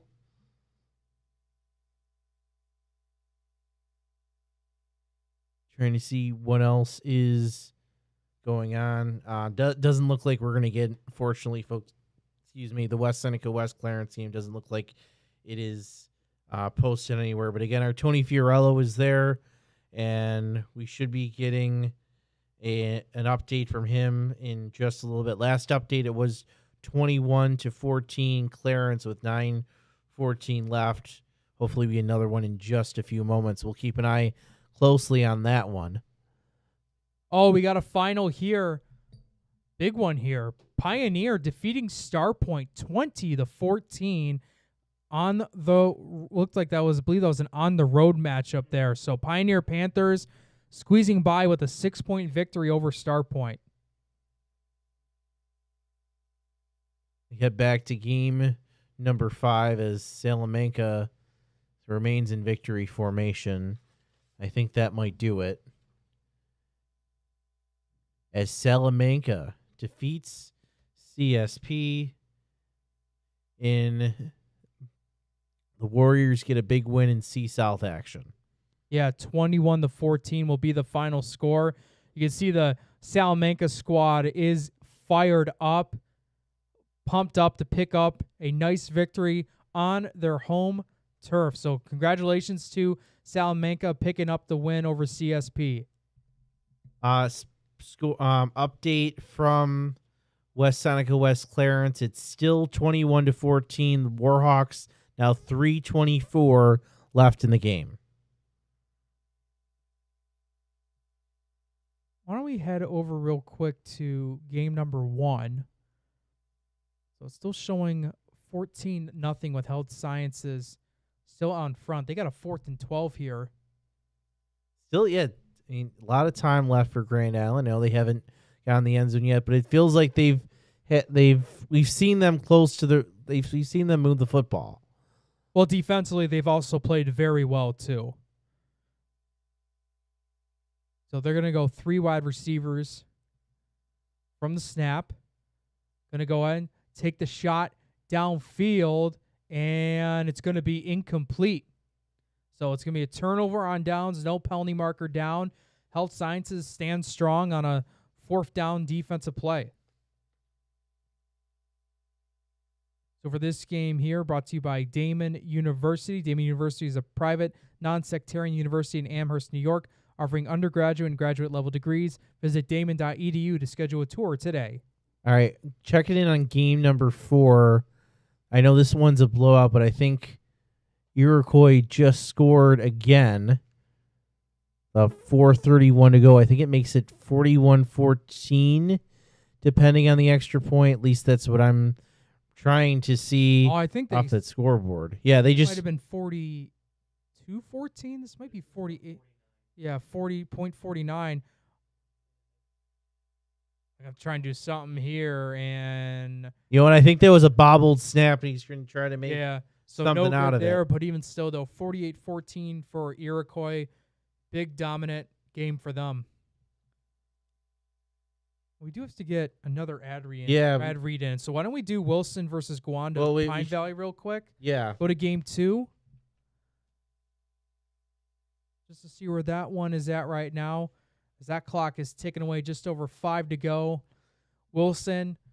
We got to head to 1. 56. We got to go to 1 here. Yeah, we got to go to 1. Big play for Health Sciences.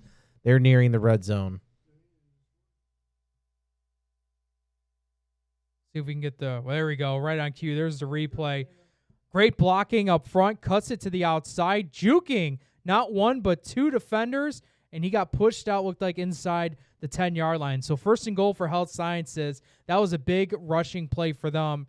Now they got a chance to even tack on more points late in this game. Health Sciences looking to go 3-0. They defeated Orchard Park in week 1. Oh, big hit there. Only getting a couple yards or so on that one. Falcons then defeating Kenmore Reese 60-6 last week, so they're looking to go 3-0. They come up next, Amherst, and then on October the 3rd, they invite McKinley, another team that's off to a good start. Who do we have here on this broadcast? Health Sciences and Grand I believe. Let me pull it up here. I think I know who it is, but I want to be right rather than guess.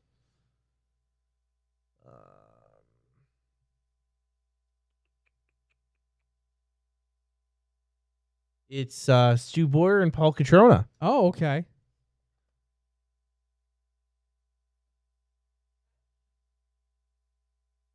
Stu and Paul on the broadcast for this one, as Health Sciences cutting it to the outside and take a nice jog in for the touchdown for Health Sciences. That was number 1, Kayvon Pitts, having a great start to his season, helping his team extend the lead now up 20-0.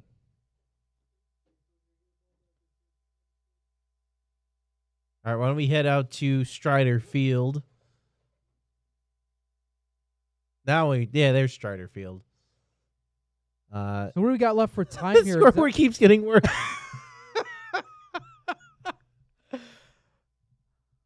Jeremy, come on. So we got 119. Does that look like 119 left?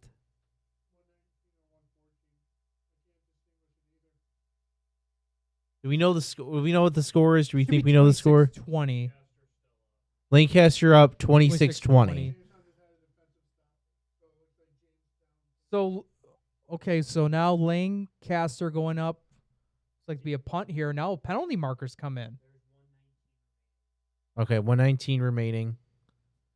Going back to Health Sciences. Oh, hang on. This might be on Jamestown.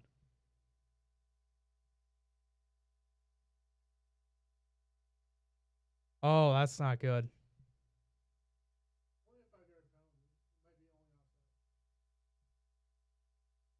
Yeah, offside, though. Never want to commit penalties like that, though, but they'll still keep the punting unit out.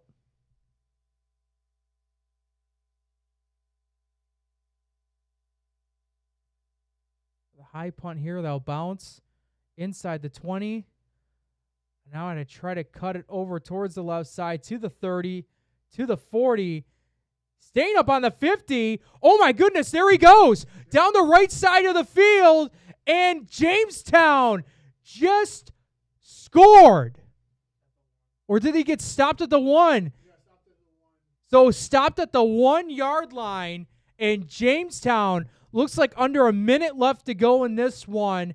Has a chance to tie it up and possibly take the lead. We had big special teams last week for Lancaster, right? They returned a kickoff for a touchdown, and they gave one up as well.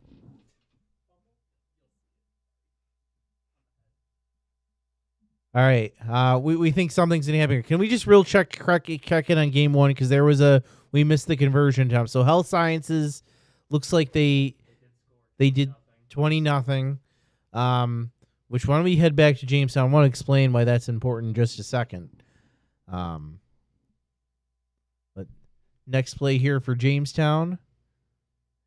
Oh, they got in. They got in. So touchdown for Jamestown. So it's all tied up at 26.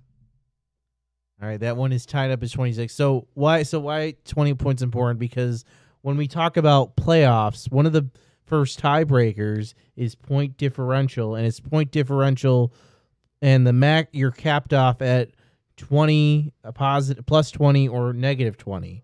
So it's important that you try to score at least 3 touchdowns. You have a 20-point lead against your league opponents, so you can get that full amount for your tie breaking. Oh, it's no good. So it's all tied up at 26, just under a minute to go.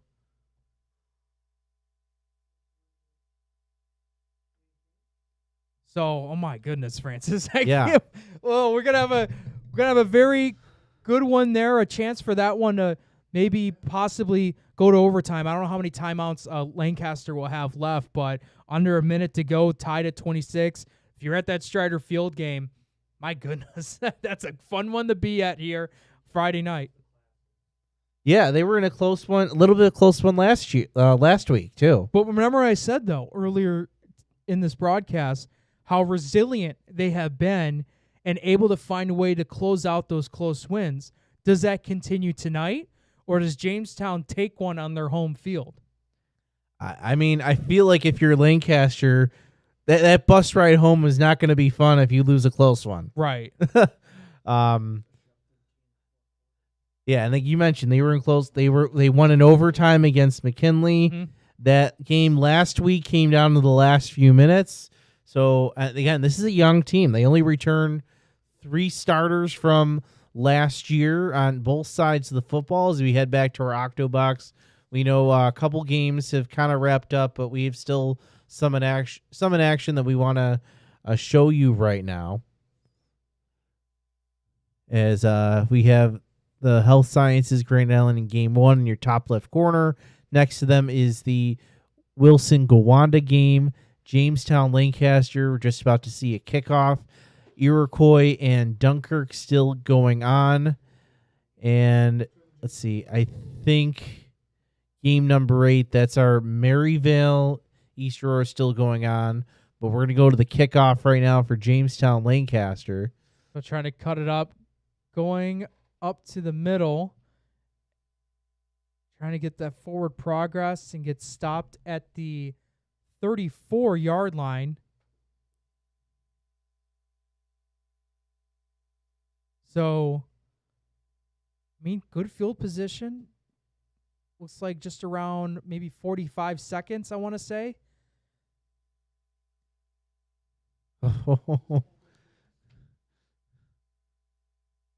Wow. I'm kind of speechless right now. We don't need a buffering. There we go. We don't need that here. We should remind people this game is brought to you by Logistics Plus of Buffalo. They're doing a great job of giving us a great game to watch right now. For all your we'll do it after this play. We'll see what happens here. 5 wide receiver set. Going to go downfield here, and it was oh my goodness! It was intercepted down to the left side, and touchdown! Pick 6 for Jamestown. We do apologize with the huddle camera. It went wide there. I don't know who got the interception, but Jamestown just had a pick 6, brought it back to the house, and they take the lead. Wow.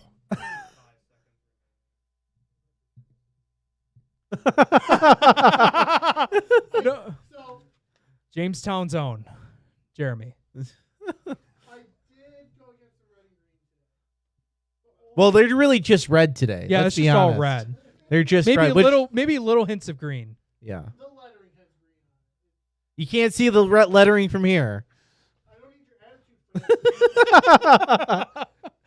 Well, this is also going to be extremely important, too. There has been a couple of missed PATs, so let's see how this one goes down. So the snap's down, kicks on the way, and the PAT is good. So Jamestown does go up 33-26.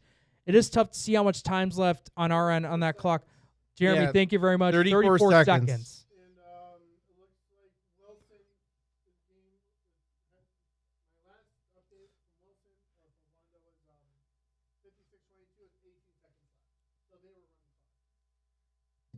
All right. Why don't we... Actually, no, we got to go back on What- cam. I got a big update. Okay, what's up? All right, we have a winner. West Seneca West holds on. They defeat Clarence 21-14 to take the lead. Really, they're one of the co-leaders in that A1 division. So the freshman QB, I think he had a couple of interceptions. Tony was telling me some mistakes, but ultimately the Warhawks hold on for the victory. They defeat Clarence 21-14. That breaking right now from our Tony Fiorello. He's heading downstairs to do interviews, and then after that, he will call us with a live post-game report. So a big win there for West Seneca West. I do have another scoring update. Orchard Park is up 34-0 on Lockport. He's got to go down all the way. He might be in the press box. Where?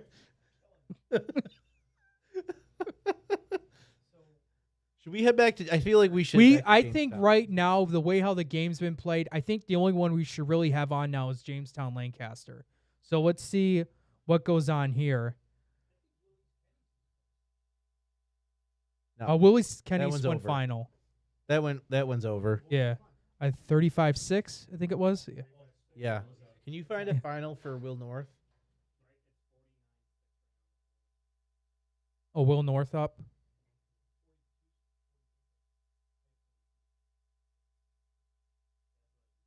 It's still ongoing. All right, Jeremy, you're going to have to be my eyes here on this time. So,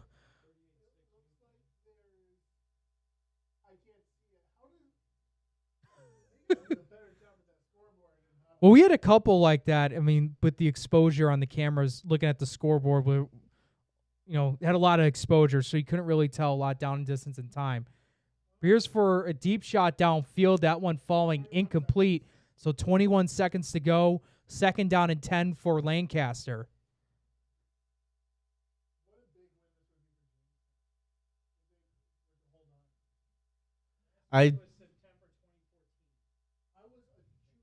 September 2014 was the last time.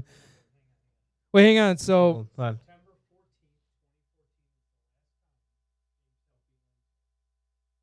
At all. Okay. No, I did not. I'm sorry. I do apologize. So our own Frank Wolf is here with us. You cannot see him on screen here. We're showing you the Jamestown Lancaster game. He told us if Jamestown beats Lancaster, it would be the first time since September of 2014. That is the last time Jamestown has beaten Lancaster at all. I was a junior in high school. I was a senior in high school. Makes me feel old. So everyone was in high school. Evan was just a kid, and it buffered. Can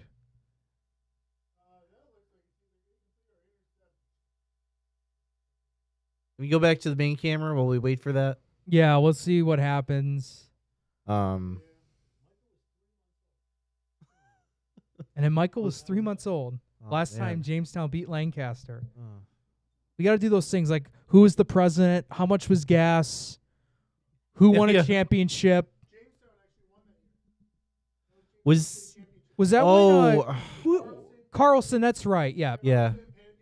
Didn't they play Canisius that year?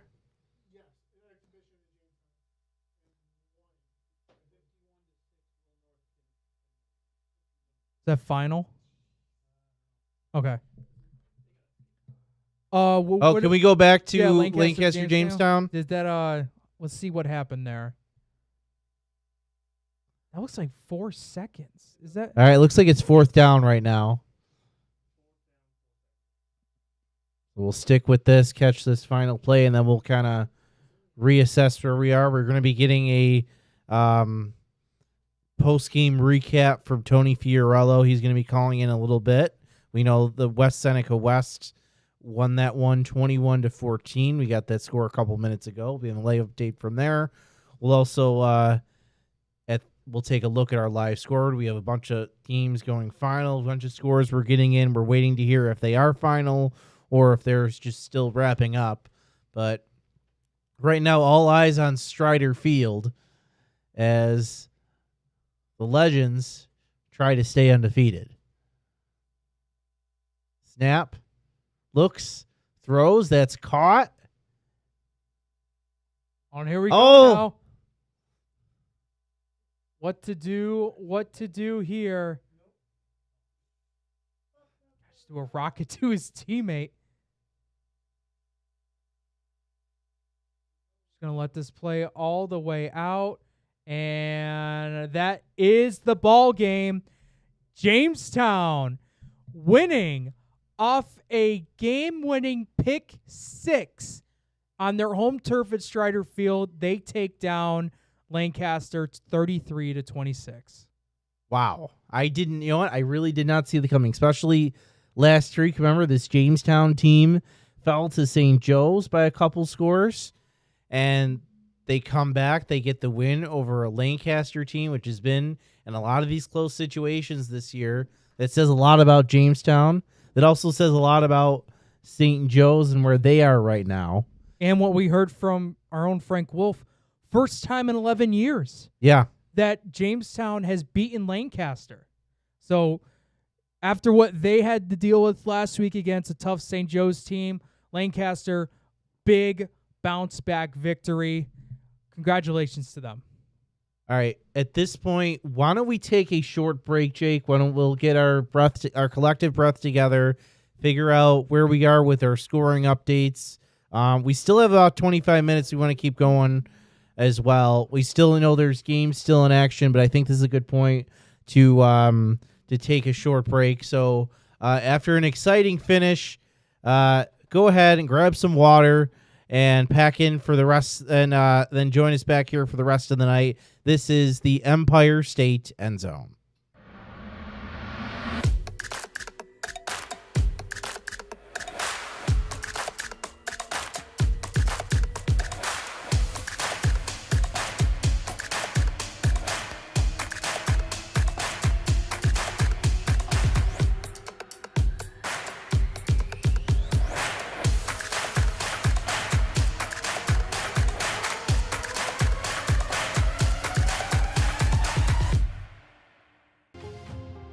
At Richmond Vona, we are seriously dedicated to bettering the communities that we serve. You will get super high level communication, and you are getting a team of dedicated attorneys, paralegals.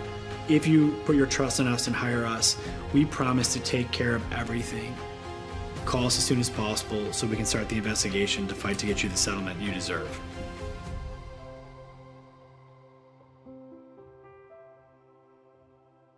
Wing nuts. You still got to go. Have you guys tried Room 40 yet? Looking for the perfect spot to throw your next party? Say hello to Room 40, our private event space at both Wingnuts locations. Maybe you got a birthday, a graduation, anniversary, business event, rehearsal dinner, or even a sports banquet. From intimate get-togethers to rowdy celebrations, Room 40 is built to handle it all and fits up to 60 guests, with custom food and drink packages, flexible setups, legendary Wingnuts hospitality, and all the wings you can handle. If you're planning a celebration or get-together in Buffalo, this is where the party's at. Local vibes, zero stress, all fun. Book Room 40 today and throw a party Buffalo won't forget. Hit the link in our bio or visit wingnutsbuffalo.com/room40 to book now. All right, well, I'll go if you go to Wingnuts. Deal.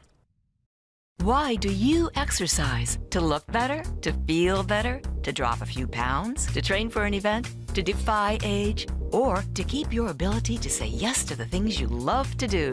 Whatever motivates you, G&G Fitness Equipment is here to get you there. Treadmills, ellipticals, rowers, bikes, home gyms, and accessories. We'll pair you with the right equipment, teach you how to use it, and be there every step of your fitness journey. G&G Fitness. Your goal is our goal. I'm George Wiley, a senior at Canisius High School. As the only Jesuit high school in Western New York, Canisius delivers a life-changing education. Canisius prepares young men for acceptance into the nation's finest universities, and our community supports us at each step of our journey. We are proud of our excellent athletics and our emphasis on service. This place is special. Let us show you why. Experience firsthand the excellence of Canisius High School. Schedule your visit at canisiushigh.org.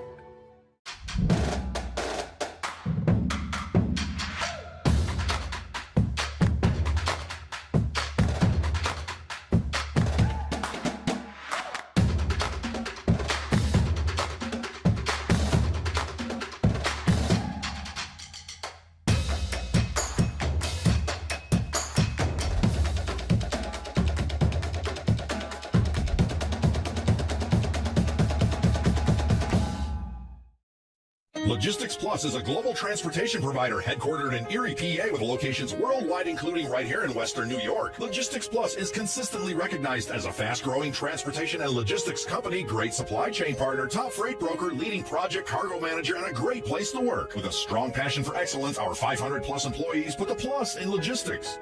For an efficient, personal approach for all of your transportation needs, more information about our Buffalo office is available at logisticsplus.com/Buffalo.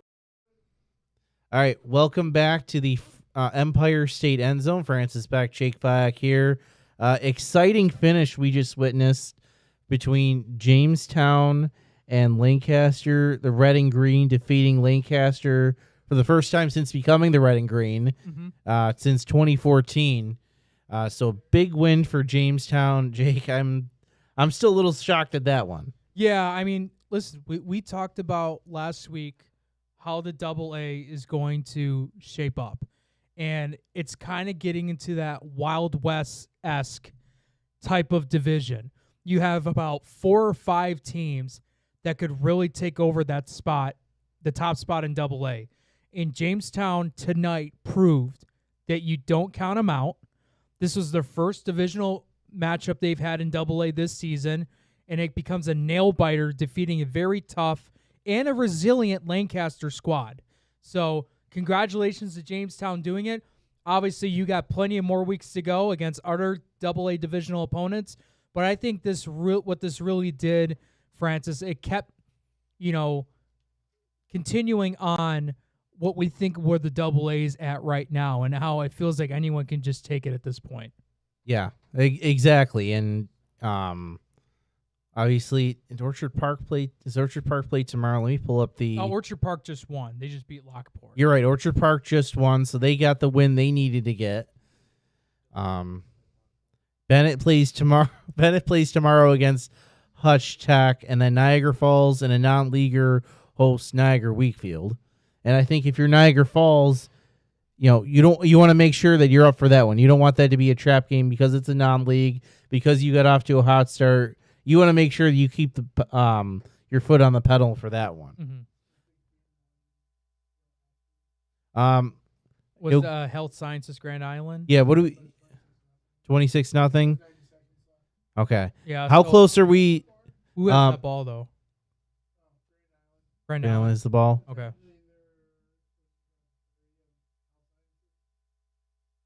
Guys, is our live scoreboard ready to go? Okay. Why don't we just go to that Health Sciences Grand Island game real quick? Just see where that's at right now. Okay, so they're just outside the red zone, just over a minute to go. Looks like they're out of the shotgun formation. Gonna go deep down the field, 1-on-1, and that penalty mark was flying in, and I'm not surprised there, Francis. Yeah. It was draped all over his intended receiver. Okay, but so you might be asking, why is Grand Island doing this? The conversation we had earlier when Health went up, it's that 20-point threshold. That if you're Grand Island, you don't want to lose your negative 20. You want to get that down underneath 20, because that could be the difference between a second or a third. That could be the difference in a tiebreaker. Right. And if you're healthy, obviously you want to keep your 20 points there. So that's why Grand Island is fighting right now. It's the 20-pull threshold for in terms of blowouts. So that's how in high school how they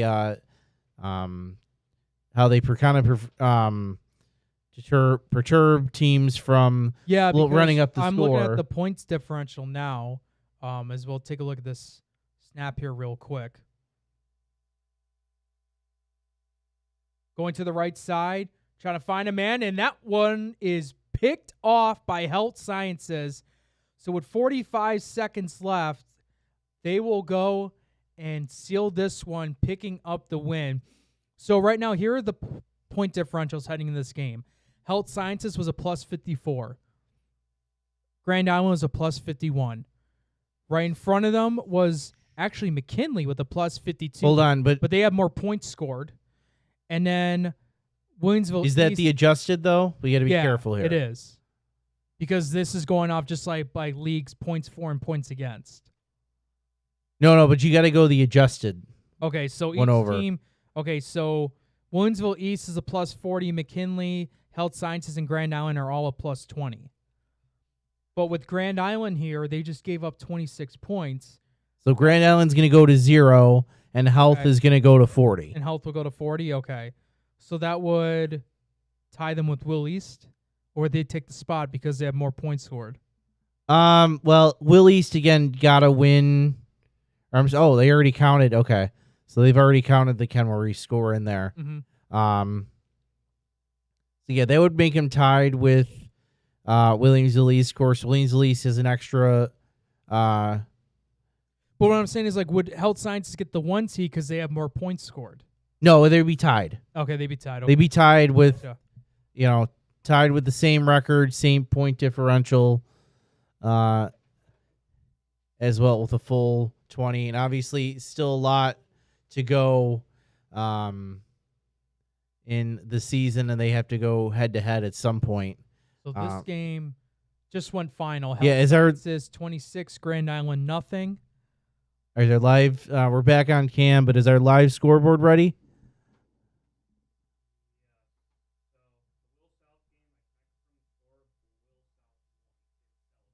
Okay.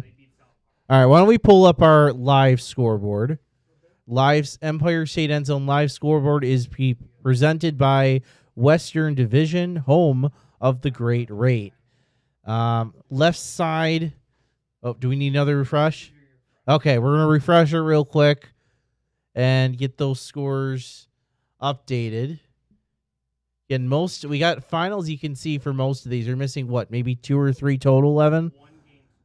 We're missing only one. Okay, we are improving. Yeah.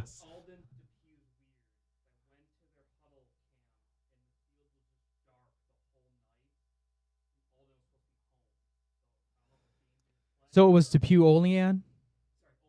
Okay, yeah, you're good. Well, that was originally one of the... They might have another field, so there could be something weird going on there, but... Okay, so here we go. Jake, do you want the left or the right side? I'm just going to check real quick. Why don't you do the left real quick? Because I'm going to check to see maybe if Olean posted anything. All right.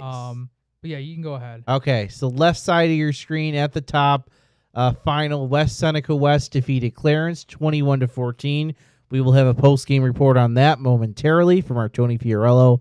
McKinley gets another victory, 55-0. They blank the Hamburg Bulldogs. Iroquois gets a big win, 48-14 over Iroquois. Falconer blanks Fredonia 27-0. Wilson goes down and gets a huge win in Class D, 56-22 winners over Gowanda Pine Valley. Lackawanna, another shutout, 38-0 over Albion. Williamsville South, we believe, defeated South Park. We think it might be 22-12, but we're not 100% on that. All right, we're not 100% confirmed on that, or at least on the score. We do believe it's Will South that won. Pioneer wins by a touchdown over Starpoint, 20-14. Williamsville East 35-6 over Kenmore East. Williamsville North, big winners, 51-6 over Kenmore West. In the North Tonawanda, 42-12 over Amherst. That's the left side, Jake. All right, so Orchard Park game went final over Lockport, 31-0. West Seneca East blows out Newport, 50-6. Eden North Collins takes down JFK, 48-14. Akron defeats Alden, 34-16. Maryville dominant victory over East Aurora Holland, 42-20. Batavia takes down Cleveland Hill, 54-6. 15-6, low-scoring affair. Randolph taking the win over Silver Creek Forestville. Newfane against Cat Little Valley. They take them down 38-6. A battle between Salamanca and CSP that we had here throughout the broadcast. The Warriors took the win over the Wolfpack 21-14. And then Chautauqua Lake Westfield Brockton shuts out Springville 42-0. And then what you just saw about maybe 5 to 10 minutes ago, Jamestown come from behind victory over Lancaster 33-26. Health Sciences shuts out Grand Island 26-0. Walsh Jesuit shuts out Canisius 38-0. And then Timon defeats Bill Crothers 33-10. Jake, we've talked a lot about Lancaster, Jamestown. We've talked about West Seneca, West Clarence. Any other games out there that either surprise you or really affirm you in your belief about that team and the result they had? Well, I think the Wilson-Gwanda Pine Valley one stood out. I didn't think that was going to be, a high-scoring game in terms of Wilson on the side of things. Just dominant victory over them. Hats off to them for that.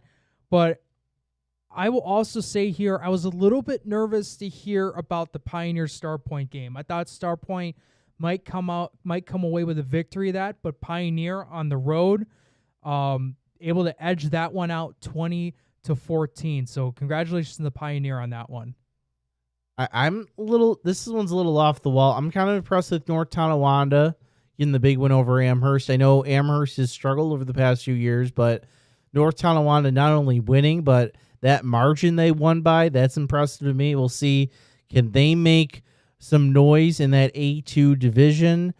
We saw Health Sciences and Will East with the win. It looks like we have a collision course with them. McKinley defeats Hamburg. I think so you can see some separation in A2 with those teams. It looks like Will East, McKinley, Health Sciences starting to separate from the pack in A2. But can North Tonawanda compete with a Grand Island for that last playoff spot in that division? Some other games, there's nothing super surprising here.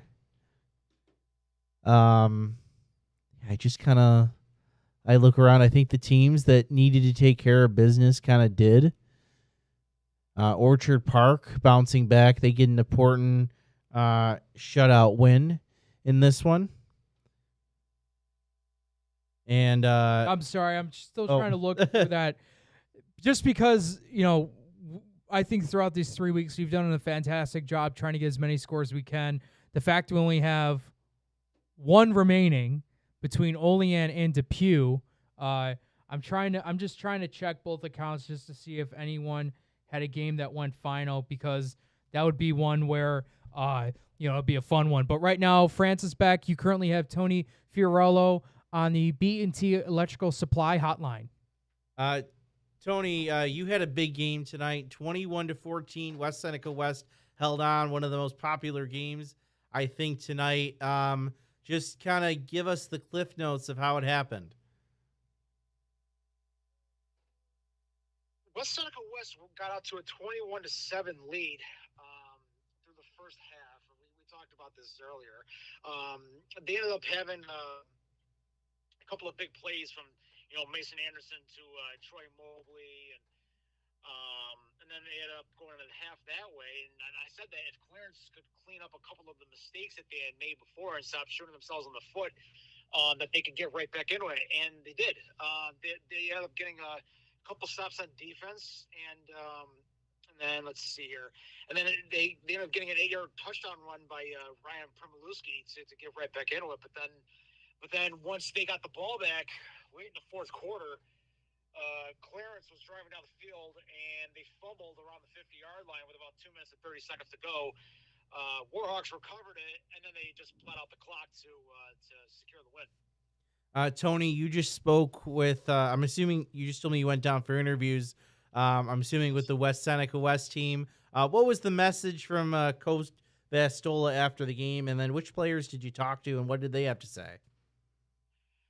Well, I ended up talking with Coach after the game. He said basically is just keep putting the pedals on the metal. You know, they've got they basically held on to win. I mean, they didn't play at their best, but they know that if they can get better, then they should just they could just do whatever they want to do. I mean, they've got Sweet Home next week, and they can be able to pull that off if they put their minds to it. This team, had 2 big wins to start the year, put up 40 points on each game as an offense. How do you think the offense handled and the team really handled being in a closer game like this, a 1-score game in that fourth quarter? Could you tell them get kind of tight, or was there a confidence to them? There was, I would say, a quiet confidence to them. They ended up playing with poise. You know, they knew how to. They knew how to. They basically knew how to. What do you call it? They know how to run what I call a 4-minute offense, which is know how to bleed the clock. They had 2 minutes and 30 seconds to go. They knew how to be able to stand in bounds and be able to get clearance to be able to use their timeouts and get them to use that up. And so and they were able to make time the Red Devils' enemy. So that's basically how they were able to get that and they were able to secure the win that way. Tony Fiorello joining us on the B&T Electrical Supply Hotline. Tony, this Clarence team takes their first loss of the season. They're still in the thick of it in this Class A1.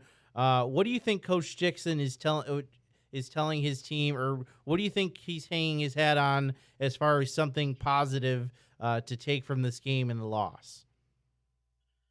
Well, they didn't quit. They kept coming after it, and they've got they've obviously still got a lot of people from last year's team that was pretty darn good.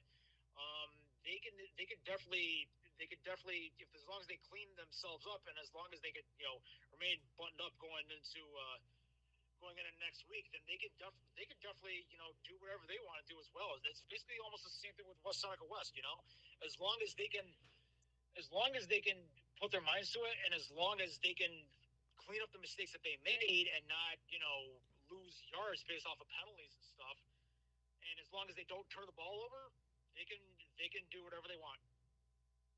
All right.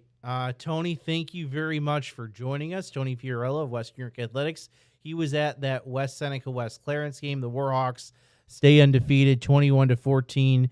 They defeat the Red Devils. Tony, thank you for joining us, and we're looking forward to your recap on WestNewYorkAthletics.com tomorrow morning. Yep, thanks, guys. All right. Tony Fiorello of Western New York Athletics. Of that win for West Seneca West. And I'm going to say what I did kind of at the beginning of this when I previewed this game. I'm looking at that West Seneca West schedule. They have Sweet Home next week, who Clarence beat. A Will North team, which, I mean, we weren't thinking much of coming into tonight, but now they just thumped Kenmore West. So are they turning things around? But after that, you have Niagara Wakefield to close out your league schedule, and then you have 2 non-league games leading into, and then concluding with your rival West Seneca East. And West Seneca East seems to be off to a great start in B1. I just think that's going to be a great game battle of West Seneca. Yeah, it's definitely going to be, and seeing how the schedule has played out so far, I am curious to see what they do against Niagara Wheatfield. Niagara Wheatfield's taking on Niagara Falls tomorrow at 2:00. So, and Niagara Falls had a very dominant victory over Will North, while also having a close victory week 1 against Bennett. So, those are the opponents that West Seneca West is going to face, and the way that West Seneca East has been battling it out too. That's going to go down to the last game of the season, where you're going to get a probably big rivalry game here to cap off the regular season for both those teams. All right, we should mention the games happening tomorrow. We have Hutch Tech at Bennett, Tonawanda at Tapestry, Frontier at Sweet Home, and Niagara Wakefield and Niagara Falls. And then I think on Western New York Athletics, we have Catholic Memorial taking on St. Francis. That game in Athol Springs, and it'll be on Western New York Athletics. We'll have Tanner Saunders and Tom Prince on the call for that one. So a couple games to end out this week 3 of the high school football season. It'll certainly be, and now we're really starting to get a picture of who's who. I think we got a lot of answers tonight. I think we still got a couple questions, a couple surprises tonight, but the picture is starting to clear up on who's who in Section 6 of Monsignor Merton. Yeah, absolutely. And I think we mentioned it before this broadcast got started about how these teams are going to be, what the identity they're going to be, and how they're going to play out against some of their divisional opponents. So this was a good week to see what came to play, who was tested, what battle minds were tested, and as these next couple weeks go along, you're going to see plenty more of that. All right, Jake, I think that will do it for us. Jake, why don't you close it out? Yeah, absolutely. We want to thank also our sponsors here, starting off with Richmond Vona. I know with that Wilson Guanda Pine Valley game, we just need one more read there. So Richmond Vona, being involved in a serious accident creates a whirlwind of changes. Richmond Vona LLC has the skills and experience needed to handle a full range of car accident claims, including those with multiple parties and catastrophic injuries. Call 716-671-4341 for your free consultation today, or visit richmondvona.com. And then just our last reads here, Francis, take away here on these last ones. All right. We also like to thank Pathfinder College Planning, 5 and 10 Choice Shop, and Sports Cards, The Mental Match with Sam Recco, Canisius High School, St. Joseph Collegiate Institute, St. Francis High School, Trench Trophy, recognizing the top linemen in Western New York, Lewis & Lewis PC on 37 Franklin Street in Buffalo, New York, and Colvin Cleaners on Elmwood Avenue in Kenmore. I'm sorry, I'm just checking one more time. No, I'm just checking. You really want that? I do. I want a clean. You're being greedy. Sweep. I want a clean sweep. So I understand it. We just had one more. That's all we needed. Just one more from that one, and it was one of the games we were originally supposed to have. But yeah. With all that being said, though, we can't thank you guys enough for tuning into this one live on Western New York Athletics for our Clarence YouTube. St. Francis Catholic Memorial tomorrow at 1. Yes, so definitely tune into that one. But we thank you guys for tuning into Empire State EndZone here on Twitter, YouTube, and Facebook. For our colleagues helping us out here, Evan Tringali helping us out here with the scoring updates, checking all the scores throughout Western New York. Our producer, Jeremy Becker, for helping us out here, along with my colleague, Francis Beck. My name is Jacob Fyock. Thank you so much for now 3 weeks of Empire State EndZone, and we have week 4 coming to you next Friday, so stay tuned for that one. Have a great night, everyone.